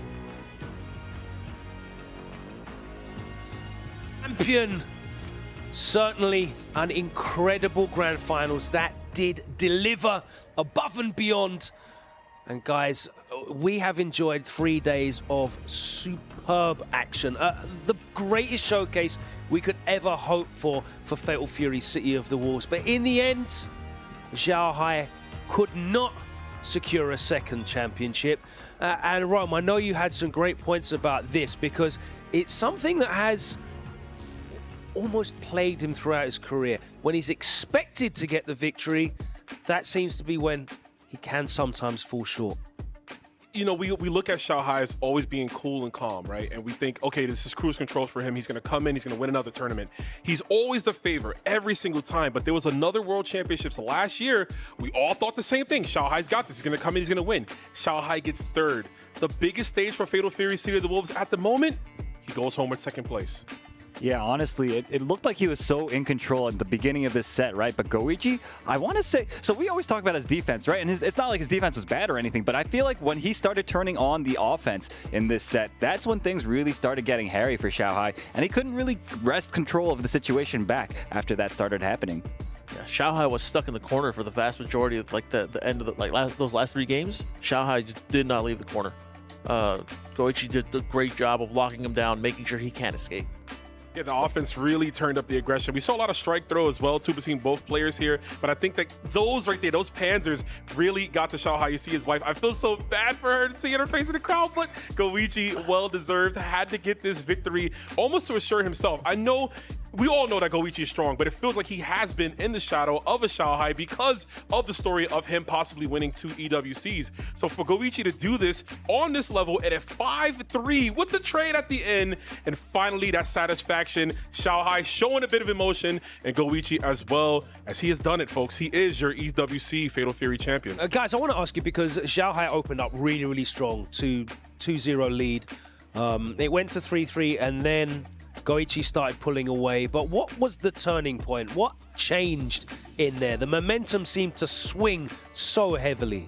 In my opinion, I think XiaoHai started to play kind of further backwards in order to try to bait out the Rev, the Panzer, the full screen charge that Goichi kept.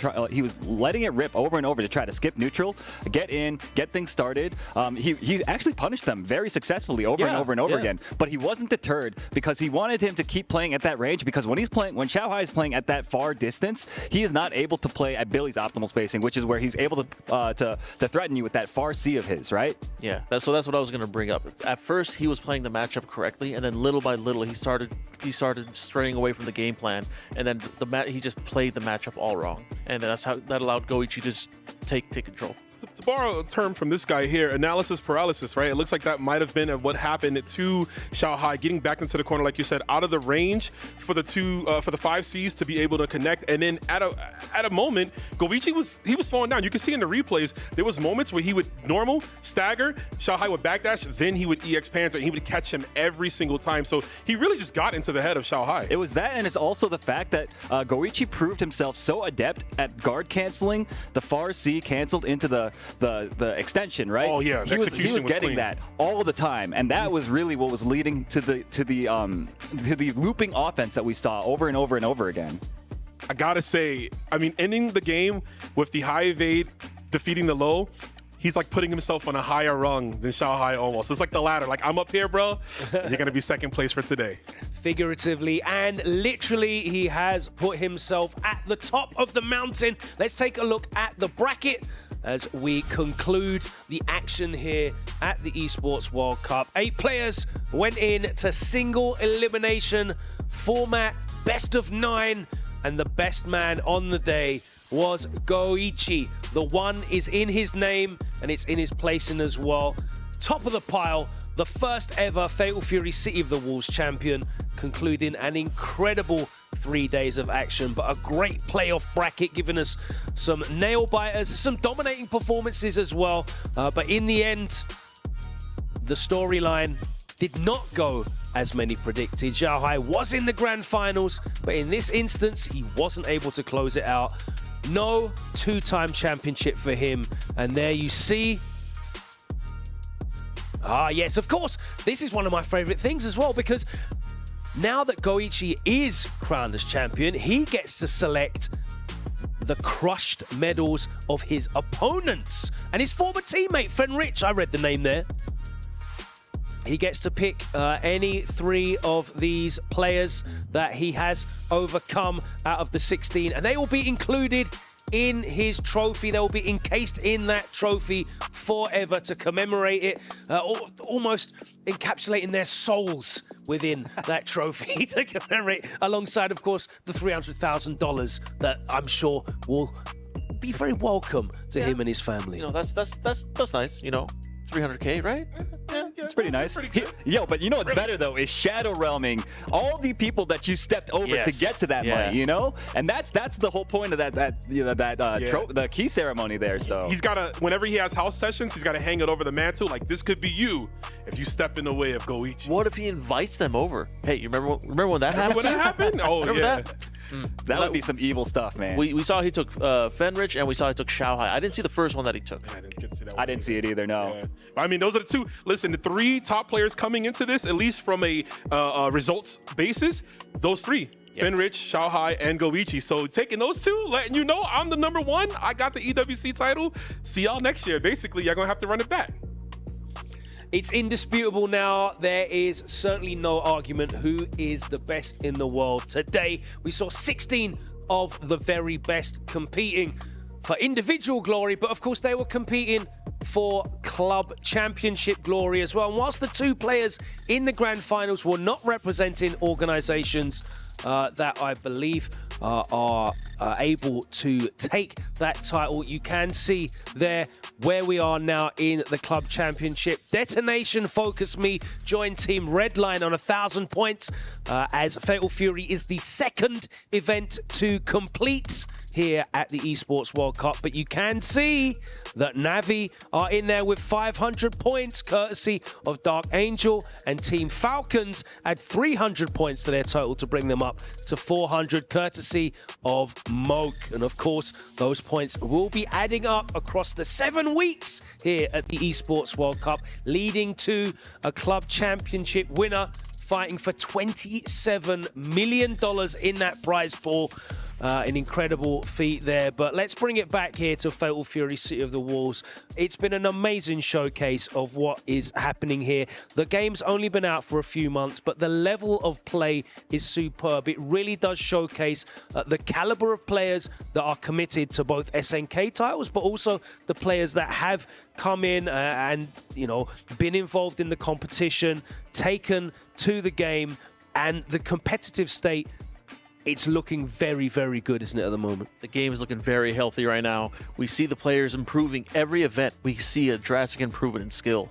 And here, this is like the best City of the Wolves we've seen by far. It absolutely is. And I also think that it's really interesting to see kind of the people that ended up qualifying for this event. A lot of them are names that I think a lot of us could have called like, yo, these are like legendary players from all fighting game history, right? These guys, it's no surprise to see a lot of these names here. And it's really nice to see, you know, a guy that isn't signed to one of these big esports organizations taking first place. A guy that we aren't too surprised to see, but these big esports organizations, I hope that they're paying attention to the fighting game community, because they are letting a lot of points basically go wasted at this point, right? Yeah, no, that's true. I mean, there's a lot of players that even got as far as they did with not some of the bigger esports. I mean, we do talk about the Falcons team, obviously doing really well. 3 of them were able to get into the top 8 here, but there's so many other teams, and I would love to see more SNK homies getting some sponsorships. That's what I'm saying, man. I'm trying to get our boys paid. You know? Yeah, get them some bread, you know.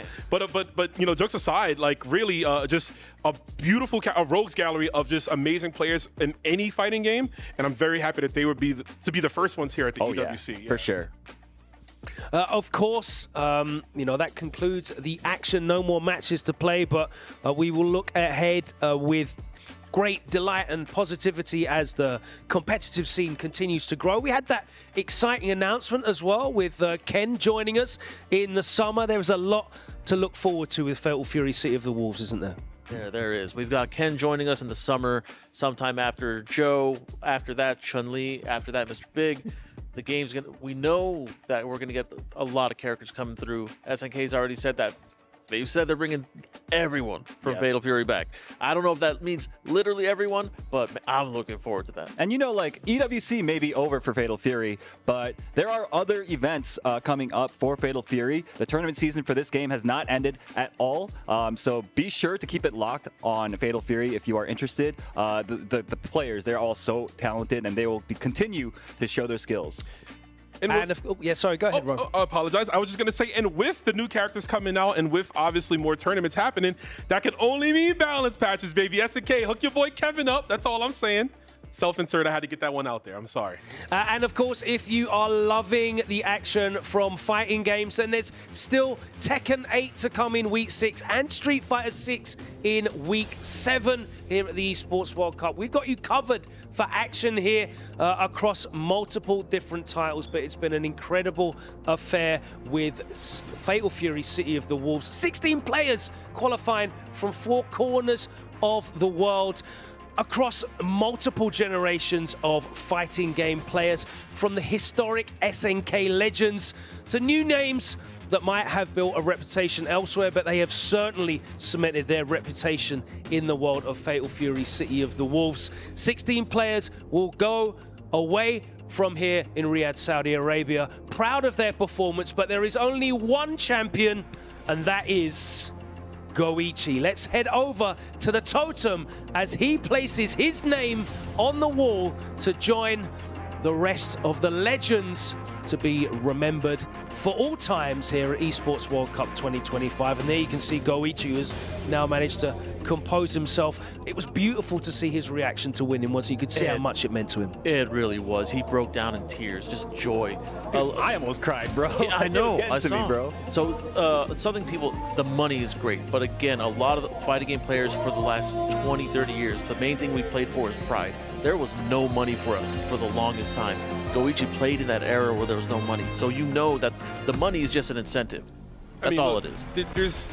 There can be multiple, right, EWC champions, right, for Fatal Fury, but there's only one first, and that first is Goichi, who has the one at the end. He is the 1A. He is the greatest Fatal Fury player right now on the planet as he cements his legacy, pushing it, etching himself into the wall there. What the pop-off. Look at that. He ascended to the heavens. Goichi is your Esports World Cup champion for Fatal Fury City of the Wolves. His name recorded for all times there on the totem, the second championship to be claimed here in 2025. That is it from us here in Riyadh. Thank you so much for joining us. All that is left now is to throw it over to the Qiddiya plays of the day. It's been an incredible day of action. Thank you so much for joining us. Let's take a look at this.